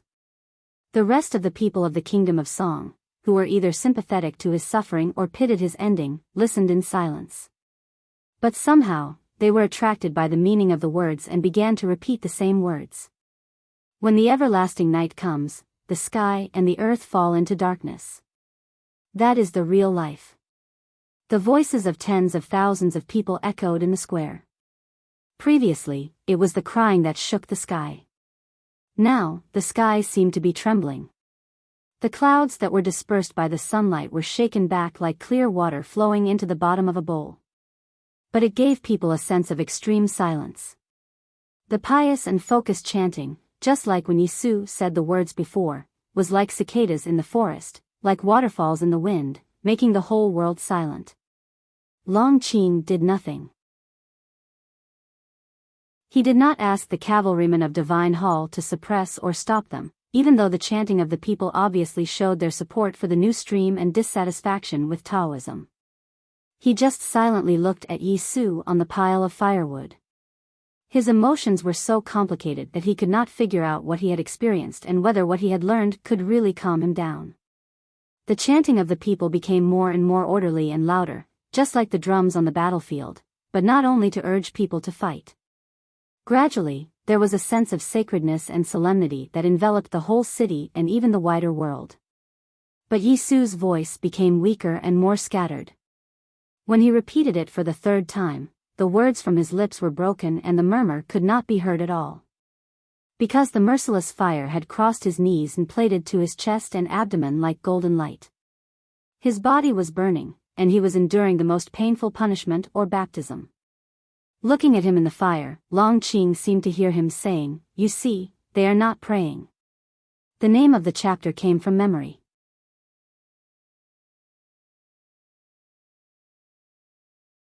Chapter 1071. In the azure sky, more and more flowing clouds gathering above the city, firmly blocking the sun behind it. Just like the words sung by tens of thousands of people at this moment, it made the world dim.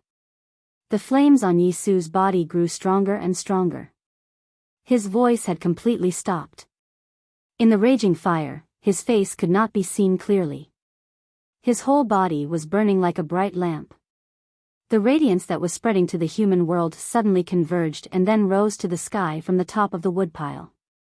It was a holy beam of light that came from his body and fell to the deepest part of the distant sky.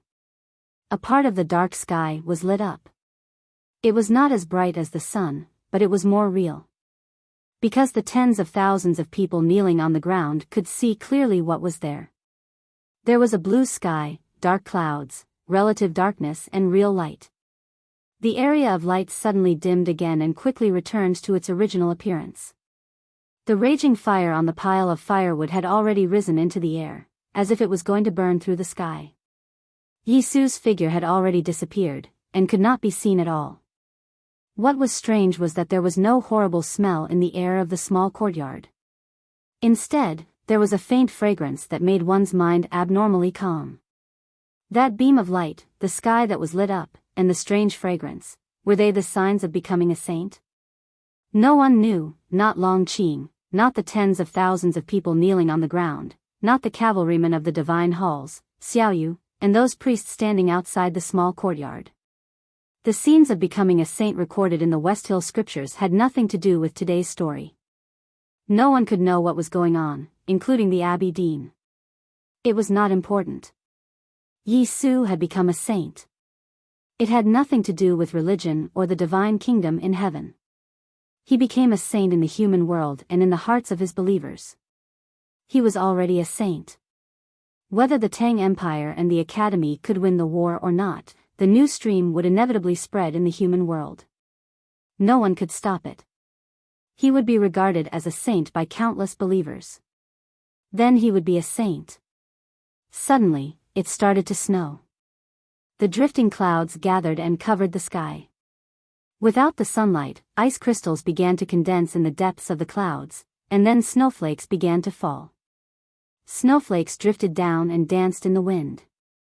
They landed on the streets of the city, on the people kneeling in the square, on the small courtyard, and on the burning pile of firewood. The snow melted into water when it came into contact with the devouring flames. As the snow grew stronger, more and more water was melted. The firewood was soaked and the fire was suppressed smaller and smaller. After an unknown period of time, it was finally extinguished. The chanting of the tens of thousands of people also gradually stopped. People looked at the small courtyard with their final hopeful gazes. They wanted to see a miracle happen, but sadly found that there was no miracle. The cross-shaped stakes had already been scorched and collapsed, and the extinguished firewood was in a mess. There was no sign of that person, and even the rope that tied him had already been burned to ashes. Snowflakes fell on the crowd, on people's shoulders, and on people's faces.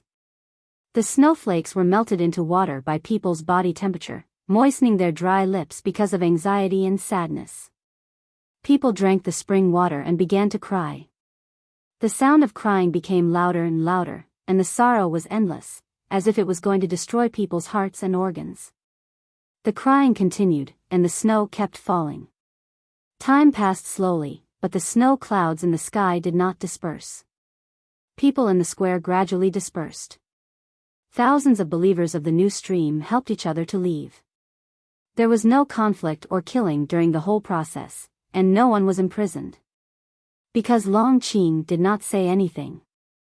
He stood in front of the firewood, expressionless. After a long time, the snow continued to fall. The last sparks in the extinguished firewood were extinguished, and the warm steam disappeared without a trace. Gradually, it was covered by the thick snow, and the ashes underneath could no longer be seen. It was a vast expanse of whiteness. It was really clean. Suddenly, there was a thunder in the sky. Then, there was a second thunder. The two thunders continued to follow each other, going back and forth between heaven and earth. On the square, the cavalrymen of the divine halls of West Hill, Xiaoyu, and other powerhouses of Haotian Taoism looked at the place where the thunder came from. They were vigilant, but more of them were fearful and uneasy, as if they had heard the wrath of heaven. The thunder kept changing its direction, which was impossible for ordinary people to capture. The thunder was terrible, and the power of heaven was unpredictable. It was impossible for ordinary people to guard against it. What on earth was the thunder? Long Qing looked up at the sky and saw the snowflakes that were stirred up by the two thunders and the invisible power in the thunder. He guessed who it was, but his expression was as calm as before. A storm suddenly rose on the sea outside the Song Kingdom. The storm quickly landed on the shore, and the seawater was smashed on the famous breakwater. The remnants of the storm came to the square and turned into a roar. The clouds in the sky above the city trembled slightly. A strong force spread from the point of the explosion and turned into a terrifying gale. Countless cavalrymen fell in the wind, and the war horses neighed in pain. Even the cultivators of Haotian Taoism had to raise all their cultivation to be able to withstand the gale. The violent wind gradually subsided, and like water, it dispersed into the streets and between the houses. A circle about 100 feet wide appeared on the square. There was no snow or blood in that circle. It was clean and empty, and there were only two people in it. One of them was wearing an old cotton-padded jacket and holding a short wooden stick in his hand. He was the eldest brother of the academy. The other one was wearing a long gown full of the smell of alcohol, with a flagon tied to his waist. He was the drunkard, the most powerful person in the cultivation world. The eldest brother's cotton-padded jacket was full of holes. Blood flowed from those holes and wet the cotton. He looked very embarrassed. The drunkard was not much better than him. His clothes were full of stains, and his left shoulder was a bit sunken. It seemed that he was hit by a stick. He wanted to take a sip of wine from the flagon, but found that his hand was shaking badly. The thunders that roamed between the sky, the ocean, and the earth were the two of them chasing each other. They did not forget to fight even in the distanceless state. That was the highest level battle in the cultivation world, and also the most bitter one. But in fact, the battle might not happen at all. Yesterday, the drunkard returned to the small town and said nothing to the butcher, waiting for the future. The eldest brother stayed in the small building outside Lincoln City, waiting for the result of the negotiation between the academy and Taoism. Both of them had their own uneasiness. The drunkard's uneasiness did not disappear from the Peach Mountain last night and the appearance of Yi Su this morning. The Abbey Dean was not persuaded by Ning Quebec. He was happy to see the current situation, but he was still uneasy. He thought that the uneasiness came from the academy, and that the academy would save Yi Su at all costs. So he left the small town in a hurry and returned to the small building outside Lincoln City to meet Li Man again. Just like in the past few years, the distanceless state was against the distanceless state. Taoism and the academy exchanged their most important chess piece. The drunkard could not get rid of the eldest brother, and the eldest brother could not completely lock him down. When they met, they could not separate, no matter to the mountains or the sea. So they began to fight, from the mountains to the sea. In the end, the eldest brother finally came here, but he was seriously injured. He was the one who wanted to come, so he was the one who got hurt. The academy always says that my body and spirit are rotten. What about you now? The drunkard put his trembling hands behind his back, looked at him and said, "You have been with me for so many days. How long can you last?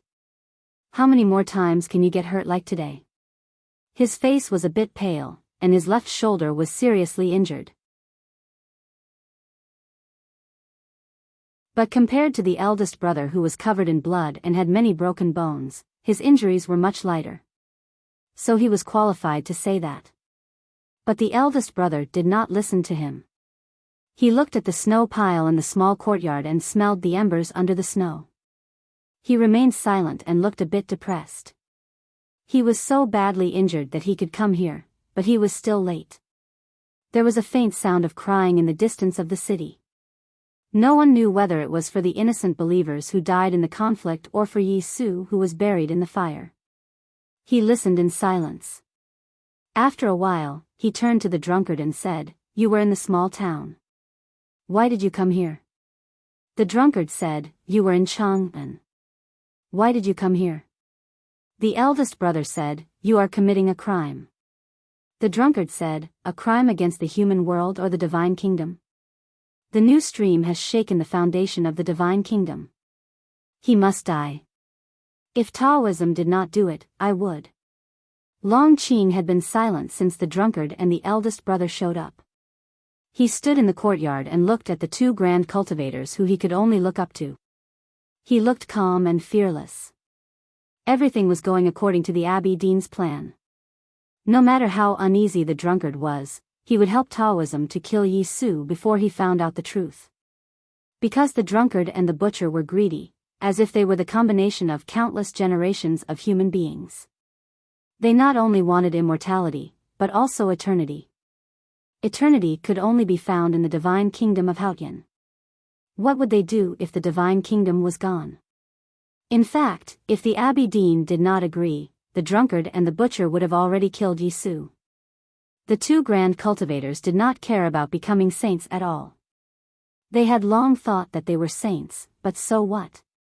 They were still like rats who had been hiding in the human world for tens of thousands of years, and finally became Haotian's dogs. Of course, Long Qing understood the Abbey Dean's intention, especially after he had a conversation with Yi Su before his death. He knew that the drunkard and the butcher would regret it in the future, but it would not affect the fact that Taoism could order them around like dogs in the name of Haotian. Thinking of this, Long Qing smiled. It was not a sarcasm, but a sincere sarcasm. He was mocking the drunkard and the butcher for being blinded by greed. The 5 colors could blind people, and the 5 sounds could deafen people. The scriptures were right. The smile on Long Qing's face disappeared, because someone was looking at him. The eldest brother looked at him and remained silent for a long time. Then he asked, why? He was puzzled, and so was the academy. No one could figure out why Taoism would do this. Burning Yi Su to death to help him become a saint would not help to destroy the new stream. Instead, it would split Taoism. At least the divine hall of judgment would not be trusted by Taoism anymore. What was the Abbey Dean thinking? You can take Ning Kei's failed attempt as all the reasons. Long Qing said, my brother's death was not just a matter of the academy. Without the academy, he would not have died. At least, he would not have died so quickly.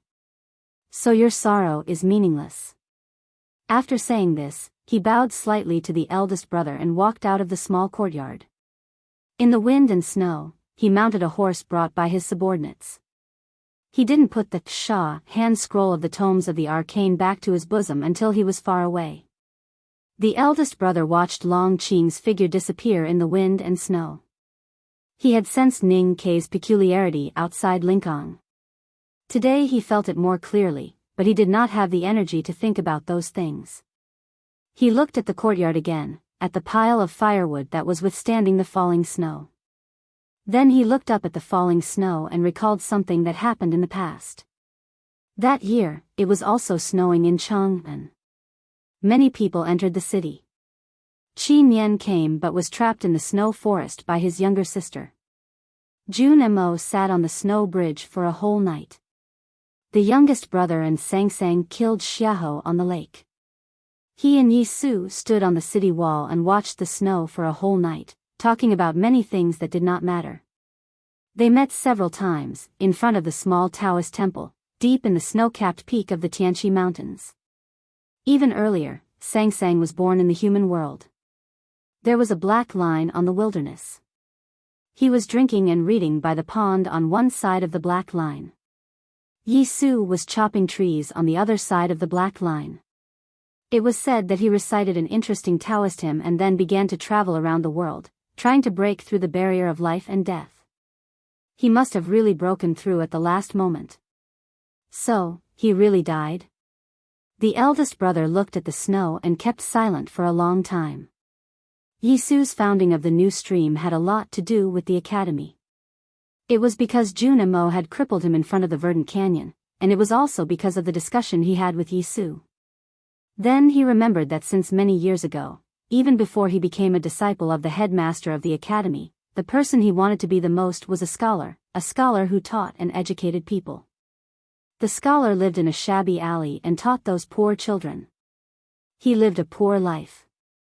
He ate nothing and drank nothing, but he never changed his happiness or his Taoism.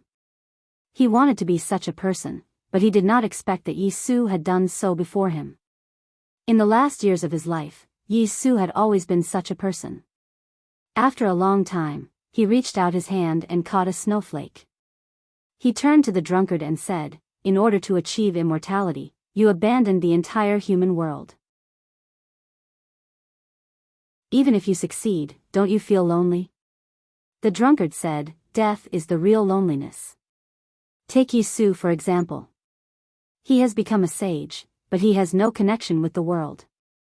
He is the real loneliness now. The eldest brother shook his head and said calmly and affirmatively, you are wrong. He will not be lonely.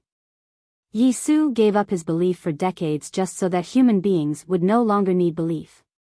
He left the world, but he left many things behind.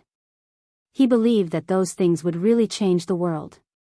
Many people were doing or were about to do the same thing as him. Jun Mo lit the wildfire at the bottom of the giant sinkhole, and he would lead the academy forward. He was a sage, but he had many peers. How could he be lonely? Sages should not be lonely since ancient times.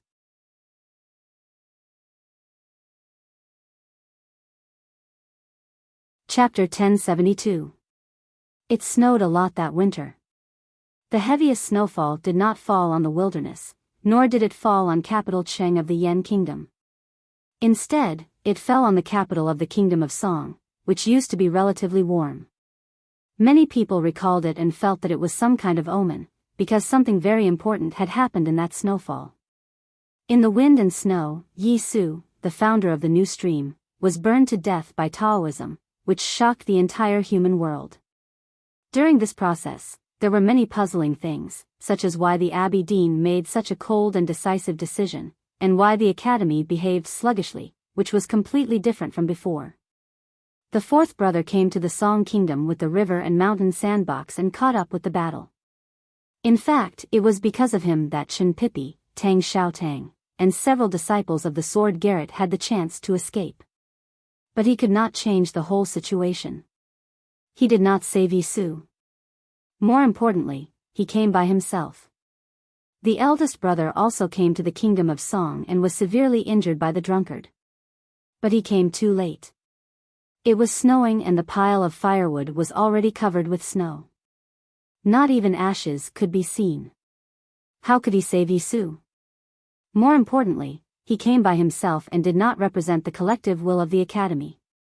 The eldest brother and the fourth brother were acting on their own. They could represent the Academy, but not completely, because it was Yu Lian and Ning Ke who were in charge of the planning of the Academy. The Academy did not have any plan. What were Yu Lian and Ning Ke thinking? Was it really as Long Qing said before Yi Su died that they were coldly waiting for Yi Su to die? The cold winter wind passed through the steep mountains. Helan City, which had been retreating for a long time, was very quiet. The camp that used to house tens of thousands of cavalrymen was already empty. The sound of the goshawk sounded very monotonous. There were still hundreds of Tang soldiers in Helan City, the only passageway between the eastern and western wastelands. They had been guarding this place for several years. If the Tang Empire had not prepared a large amount of provisions here and the desolate man had secretly supported them, they would not have been able to hold on until now. At the highest point of the city gate, there was a very tall and domineering figure.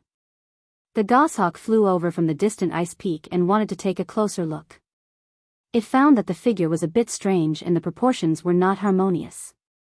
When the goshawk flew closer, it realized that the figure was weird, not because the person was born with something special, but because there were two of them, so they naturally looked weird. Tang looked at the Golden Tribe royal court in the west from the city gate with an indifferent expression on his face. His animal skin clothes were fluttering in the cold wind, looking like a bloody flag that would not fall. He was the world wayfarer of the Devil's Doctrine and the most powerful man in the Desolate Man's tribe. After Xiao's death, there were not many people who could be his opponent. But now, someone was sitting on his head. To be more precise, he had a specially made basket on his shoulder. There was a stool in the basket, and someone was sitting on the stool. Because Dun was very tall, the person looked high and mighty. Sitting on his head was a young girl. She looked like she was about 12 or 13 years old. Her black ponytail swayed in the cold wind outside the basket, looking very cute. A few years ago in Chang'an, the girl jumped into the sky and cut a rainbow. Then she jumped down with Li Man in her arms and broke her legs. Since then, she was too lazy to walk. At the beginning, she only liked to sit in a wheelchair. When she came to the wilderness, she began to sit on Tang's back. Even now, her injuries were basically healed, she still refused to get off. She said that it made her look more powerful.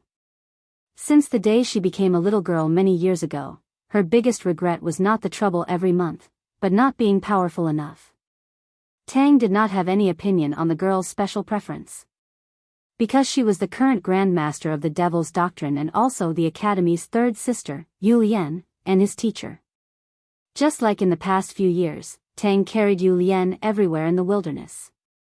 Today, She came to Helan City because she wanted to see what the Golden Palace was doing in Helan City.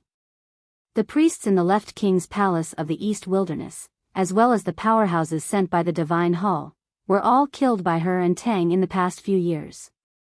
Long Qing's loyal subordinates were the first to die. It sounded simple, but it was extremely terrifying when one thought about it carefully. She and Tang were only two people, but they were about to destroy a tribe. The population of the territory ruled by the tribe was actually no different from that of a country.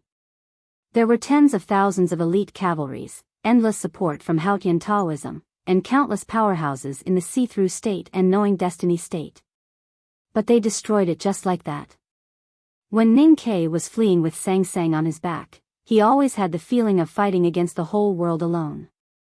But what Yu Lian and Tang did was really the two of them destroying a world. After a few days, when she killed the last powerhouses in the East Wilderness, the warriors of the Desolate Man's tribe would collectively go south. Whether the more than 1,000 papal cavalrymen of the West Hill Divine Palace stationed in the Yen Kingdom would go north or not, the name of the left king's palace would not exist in the human world for long. In the future, they could only look for it in the pile of old books. Yu Lian was very confident about this. She thought it was a matter of course, and she did not even bother to show her confidence. But she knew that the Golden Tribe royal court would not let this happen. So what would Chanyu do? What kind of gift did the National Master and the 13th priest prepare for her? The snow and the wilderness had stopped last night. The snow in the city of Wei and the city of Helan had also stopped. The air that had been washed by the snow for several days was unusually clean. She stood up and looked to the far west. The gate of Helan City was extremely high, between two cliffs. Tang was very tall and she stood up in the basket, so she was naturally taller. But she was still not satisfied. She stood on her tiptoes on the stool, which looked interesting. I don't want to wait anymore. I feel something is happening over there. The wind blew her hair on her young face. It was a little itchy and irritating. She wiped it with her little palm and shouted, I want to go and have a look. She moved in the basket and Tang's body was a little unstable. He held the bottom of the basket and said, the Golden Palace can't pass through Helan City. If we want to keep the last hope of the left king's palace, we have to use other methods. Yu Lian thought of a possibility and then realized that it was not a possibility but something that would definitely happen. She said, they are going south. Inform the tribe that we are going south too. When she said this, there was no emotion in her voice. It was just that the little girl's voice was immature, so it sounded like a little girl trying to have a serious conversation like an adult. It was very funny. Tang was used to this voice over the years. But his iron-like eyebrows still trembled uncontrollably. He said, the Golden Palace will be prepared. Maybe we should prepare for it too. As I said, I'm curious about the gift they prepared for me. Yu Lian said expressionlessly, I heard that the little slave is a gift from Sang Sang to the human world. I'm Ning Ke's senior sister. I'll open it for him. If I'm not satisfied, I'll return it. Shouldn't we worry about the Central Plains? Tang thought of the world wayfarer of Taoism who used to be as famous as himself. He felt uneasy. The Abbey Dean is not an idiot like Xiong Chimo. Killing Yi Su is meaningless to Taoism. Why would he do it? The best and only way for Taoism to deal with it is to wait. Yu Lian said, if the battle between Haotian and the headmaster in the Divine Kingdom is decided before the new stream affects the foundation of Haotian's faith, they will win by waiting or gambling. The new stream was a faith. With the protection of the academy in the Tang Empire, it would be difficult to completely destroy the faith. The more pressure Taoism exerted on the new stream, the more likely it would help the new stream to grow. If the academy wanted to take the lead in this war, it had to help the new stream to grow and weaken the power of Haotian before the battle in the Divine Kingdom was decided. Relatively speaking, Taoism seemed to be in a good situation. But in fact, they were in a passive position. It was wrong to do it or not. As Yu Lian said, they could only wait calmly or helplessly. The Academy had the initiative. That was why Ning Ke wanted to talk to the world. He was qualified to do so. He was confident that he could persuade Taoism and the Abbey Dean. Yu Lian had the same idea. At this moment, the Tang army stationed in Helan City brought a message. The Tang Empire had spent a lot of resources to build a transmission array in Helan City. It could only transmit simple messages and would not be activated easily. It had only been activated a few times in the past decades. The last time was the news of the late emperor's death. Today, the transmission array was activated again. It was also a piece of bad news that Yu Lian did not expect. Yi Su is dead. Upon receiving the news, Tang recalled the scenes in the past 20 years. He thought of the tree in the wilderness and the proud young man with a sword on his back who said the devil was an outsider. He kept silent for a long time. Yu Lian also kept silent for a long time. The long time here was really long. She had been silent in the cold wind since she received the news of Yi Su's death. She did not stop until the sun moved to the west and dusk covered the entire western horizon. White smoke came from somewhere in Helan City. She looked at the smoke and said, "Bad news can also be good news." For a few hours, she did not sigh or feel sad. She was reflecting and calculating in silence. She was calculating how Yi Su's death would affect the situation in the world. In the end, the result of her calculation was that the impact should be on the side that the Academy hoped for. That was why she said that Yi Su's death could also be good news. Just like the smoke rising from the chimney, it looked lonely, but in fact, it was the smell of fireworks that people needed to live. Yu Lian was very cold. Yes, she was a cold person. That was why Long Qing said that she and Ning Ke had been waiting for Yi Su to die. That was not her plan. But since Yi Su was dead, she could accept it. It was not the most important thing. She kept silent in the cold wind for a long time, from noon to dusk. Besides thinking about the turmoil caused by Yi Su's death, she also wanted to understand the most important thing. What was the Abbey Dean thinking? She told Tang that she and Ning Ke were sure that the Abbey Dean would not do anything to Yi Su. It turned out that she and Ning Ke were wrong. There must be a big problem hidden in this mistake. I will not feel comfortable if I don't figure out what he is thinking. Yu Lian walked down the city, leaving the dusk behind. At the same time, she also left the Golden Tribe royal court behind. Compared to what she was worried about, those things were not worth mentioning at all. At the other end of the transmission array in Helan City was the Tang Imperial Palace. Yu Lian received the news of Yi Su's death in Helan City, so the people in the palace naturally knew about it earlier.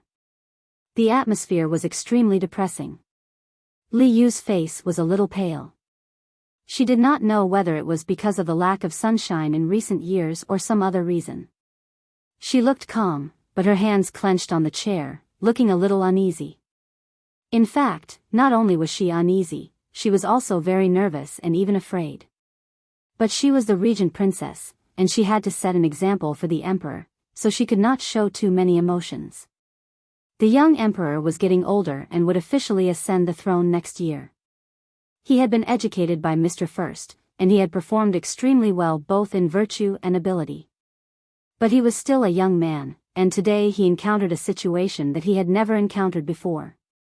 Thinking of the war years ago, he could not help but feel a little scared. Zheng Jing, the Grand Secretary, stood in front of the steps and said, "As the emperor, even if the world changes, mountains are destroyed, and rivers are broken, he must remain calm. This is the example that the emperor should set for his subjects."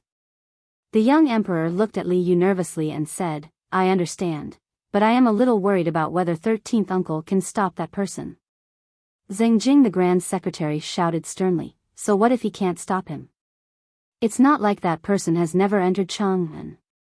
Old Lady Chu pushed her family's women and children to the Vermilion Bird Avenue, and old Master Chow and his friends cursed him in the cold snow. The people of Chang'an threw bricks and waved their knives. Was there anyone who was afraid? Liu walked to the emperor's side, held his hand, and said gently, "Are you still afraid?" The young emperor's cheeks flushed upon hearing Xing Jing the Grand Secretary's words, and his courage increased. He held her hand and said, "No. Even if that person enters the imperial palace, I am not afraid." The officials in the hall were very nervous, and security was tight everywhere, but the palace gate was not closed.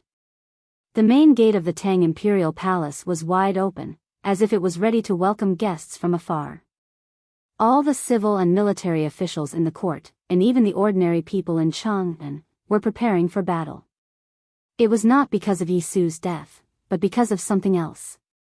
From last night to this morning, the iron arrow had not appeared in the capital of the Kingdom of Song. There were only yellow sand and falling snowflakes on the square, but no shrill whistling of the arrow. Where was Ning Ke? What was he doing?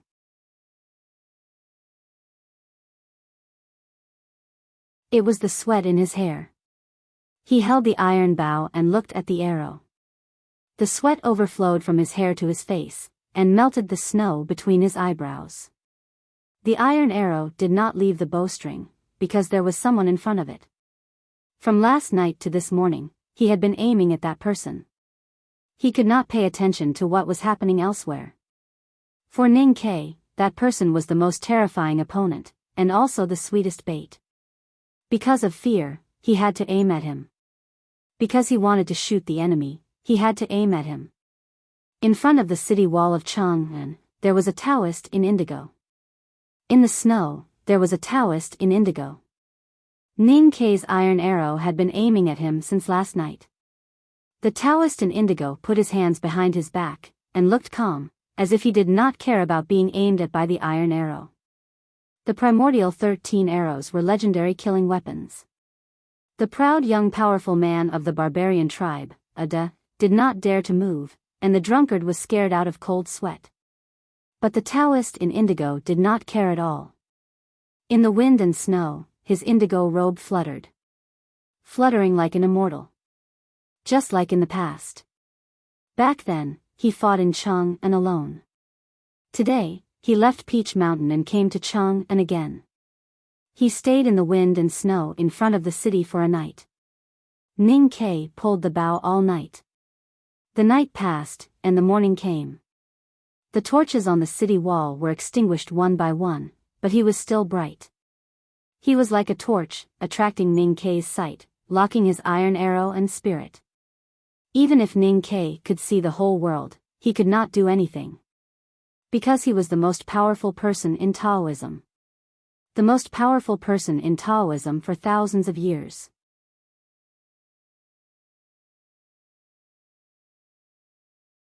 Chapter 1073. The whole night of confrontation had undoubtedly brought great stress to Ning Quebec. His clothes had been soaked, frozen by the cold wind, and soaked again by his sweat. It had repeated countless times. The Abbey Dean had left Peach Mountain and suddenly appeared in front of Chang'an. It was shocking. But what scared Ning Ke the most was that his ocean of qi and mountain of snow had been destroyed. How could he recover? Yes. Although the iron arrow had not been shot and they had not fought, Ning Ke knew that the Abbey Dean had recovered. It was an unquestionable feeling. The Abbey Dean had completely integrated with heaven and earth. Ning Ke felt that he would lose the Abbey Dean's position if he blinked.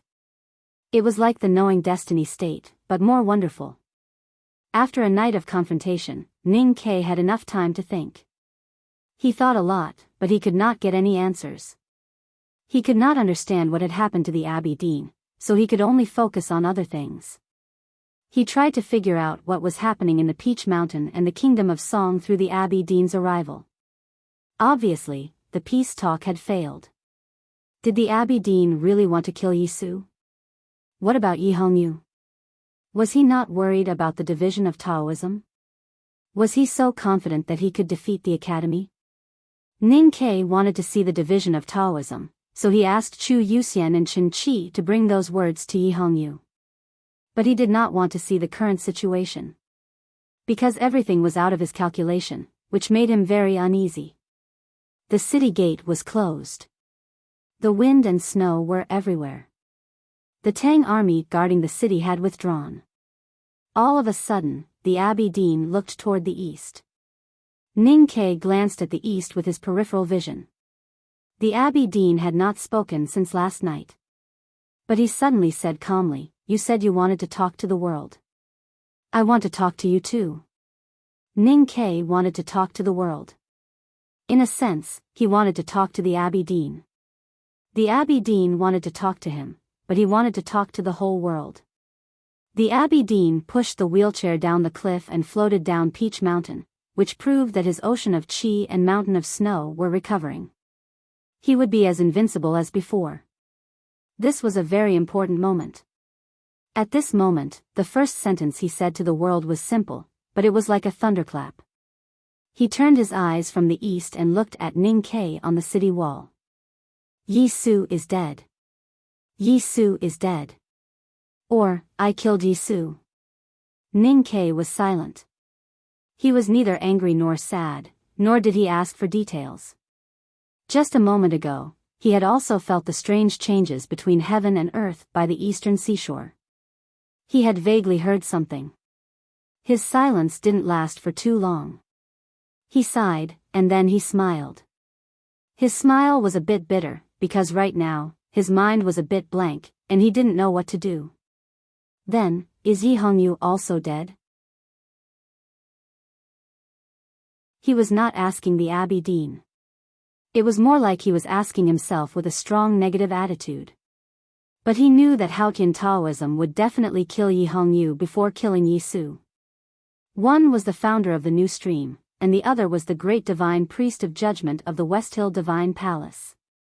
Yi Su and Yi Hongyu were the two people who could change the course of history, and they were also the hope of the academy. Now that his hope had become an illusory bubble, how could he not be silent? Just as Yu Lian had predicted, he also believed that Yi Su's death might not be a great loss to the spread of the new stream, the academy, and the Tang Empire.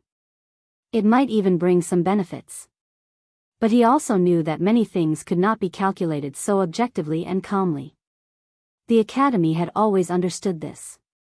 If Yi Hongyu was really dead, the Abbey Dean looked at him on top of the city wall quietly and said nothing. A night had passed. The bowstring had penetrated his flesh, and 3 fingers of Ning Ke's right hand began to bleed. The blood dyed the bowstring red, and it dripped down like rainwater from the eaves, down the city wall, and onto the snow. There were many reasons why he didn't shoot the Abbey Dean. The most important reason was that he wanted to hold on to his hope. He didn't have the confidence to shoot the Abbey Dean with the primordial 13 arrows, so he couldn't shoot. Things that didn't happen could have many endings. But when the endings were destined, there could only be one and only one, gloomy conclusion, just like the death of Yi Su and Yi Hongyu. But how long would this standoff last? Was he going to pull the iron bow and shoot the indigo robe until the seas ran dry and the rocks crumbled? How long would the Abbey Dean stand in the snow? Did he want to block the entire Chong and city by himself? What else did he want to do other than kill Yi Su? Ning Ke couldn't figure it out. He only knew that if this continued, his will would be destroyed by the Abbey Dean, even if the Abbey Dean did nothing but stand there quietly. Maybe, destroying his will was also something the Abbey Dean wanted to do? When the news of Yi Su's death came, the most critical moment had passed. Ning Ke made an action that even he didn't expect to make just a moment ago. He withdrew the arrow and put away the bow. With this action, the ice on his shoulder broke into pieces, and the snow on his clothes fell down. The Abbey Dean's eyes showed appreciation. But Ning Ke's expression was indifferent. He was also indifferent to himself. Yi Su was dead, and the Abbey Dean's most important goal was achieved. He had suffered a crushing defeat. If this standoff or battle had to continue, he could only use this method to force himself and Chang into a desperate situation, and to seek survival in a desperate situation. He carried the iron bow on his shoulder. The gate of Chang and city was unguarded. "Please come in." If the Abbey Dean wanted more, Chang would welcome him. Ning Ke didn't think the Abbey Dean would take this risk after Yisu's death. A few years ago in Chang'an, he used thousands of knives to kill the Abbey Dean. Now he could do the same. He didn't regret not shooting the East Sea last night or before. Because the Abbey Dean was always there, and he couldn't be distracted. But now he didn't need to be distracted. The Abbey Dean looked at the city wall, smiled, and turned to leave. Ning Ke looked at his back and said, "I will figure out what you want to do." The Abbey Dean didn't look back and said, "When you figure it out, you will come to me." He was gone, but the wind and snow were still there. Ning Ke didn't sit on the city wall anymore, because he needed to figure something out. Taoism's unexpected decisiveness confused him, but he didn't feel frustrated. History always went up in a spiral, and wars rarely won all the way to the end. He walked down the city wall, and silently walked in the streets of Chang'an. He went to the Wanyan Tower to look at the statues of the Venerables. He went to the Southern Gate Temple, and meditated in the Taoist temple with the black floor. He didn't go to Lin 40th Street, but to Yanming Lake. He sat on the shore, and looked at the lotus leaves in the lake, which were like statues without warmth, gradually covered by the white snow. Years ago in the Wanyan Tower, he understood the talisman. In the Southern Gate Temple, he understood Taoism. In the Yanming Lake, he understood more principles, including life and death, and something beyond life and death. But now he couldn't figure out what the Abbey Dean wanted to do.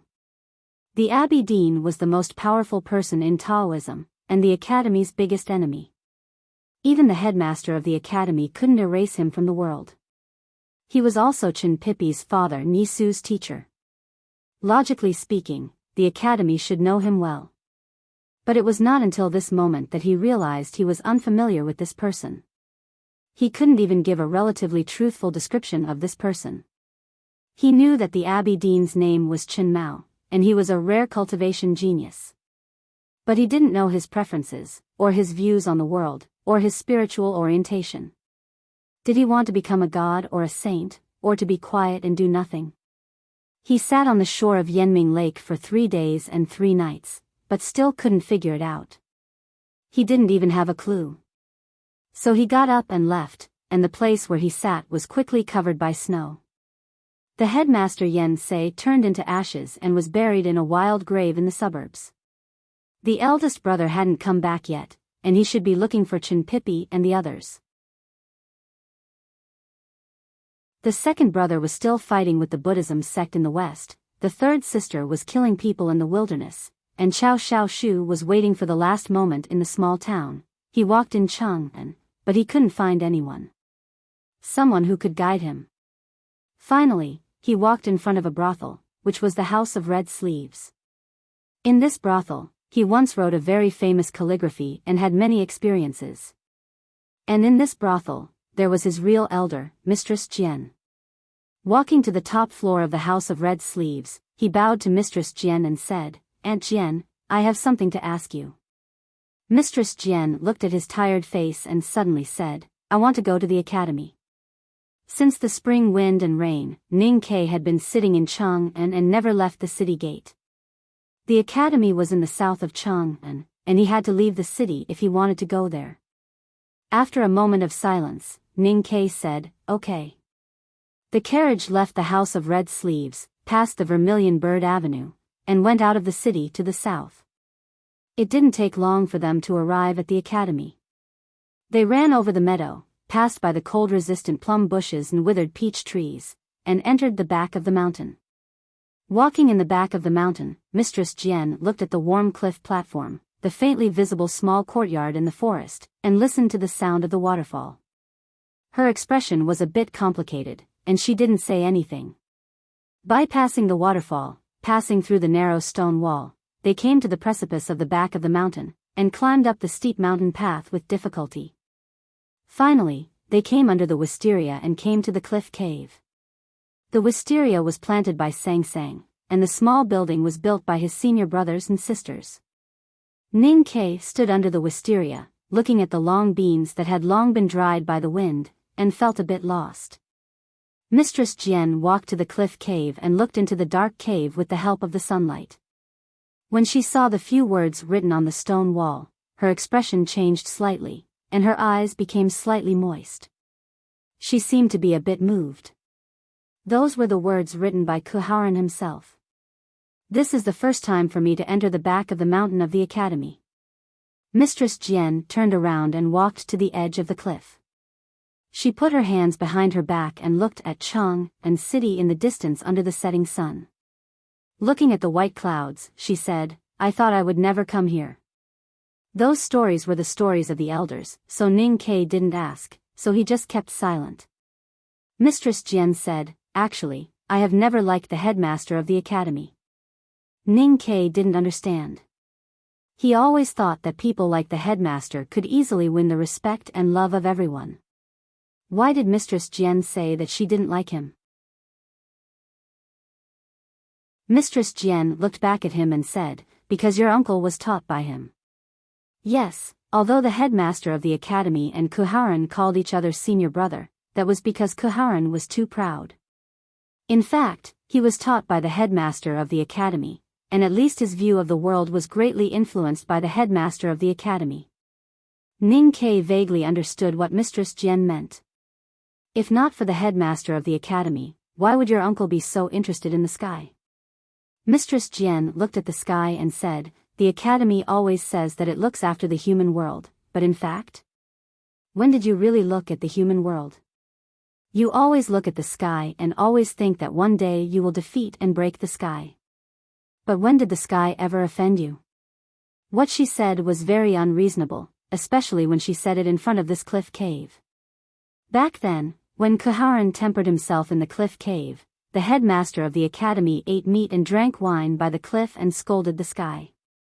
Until later, whether the academy's view of the world was correct or not, it could not be the concept of a fight between hooligans.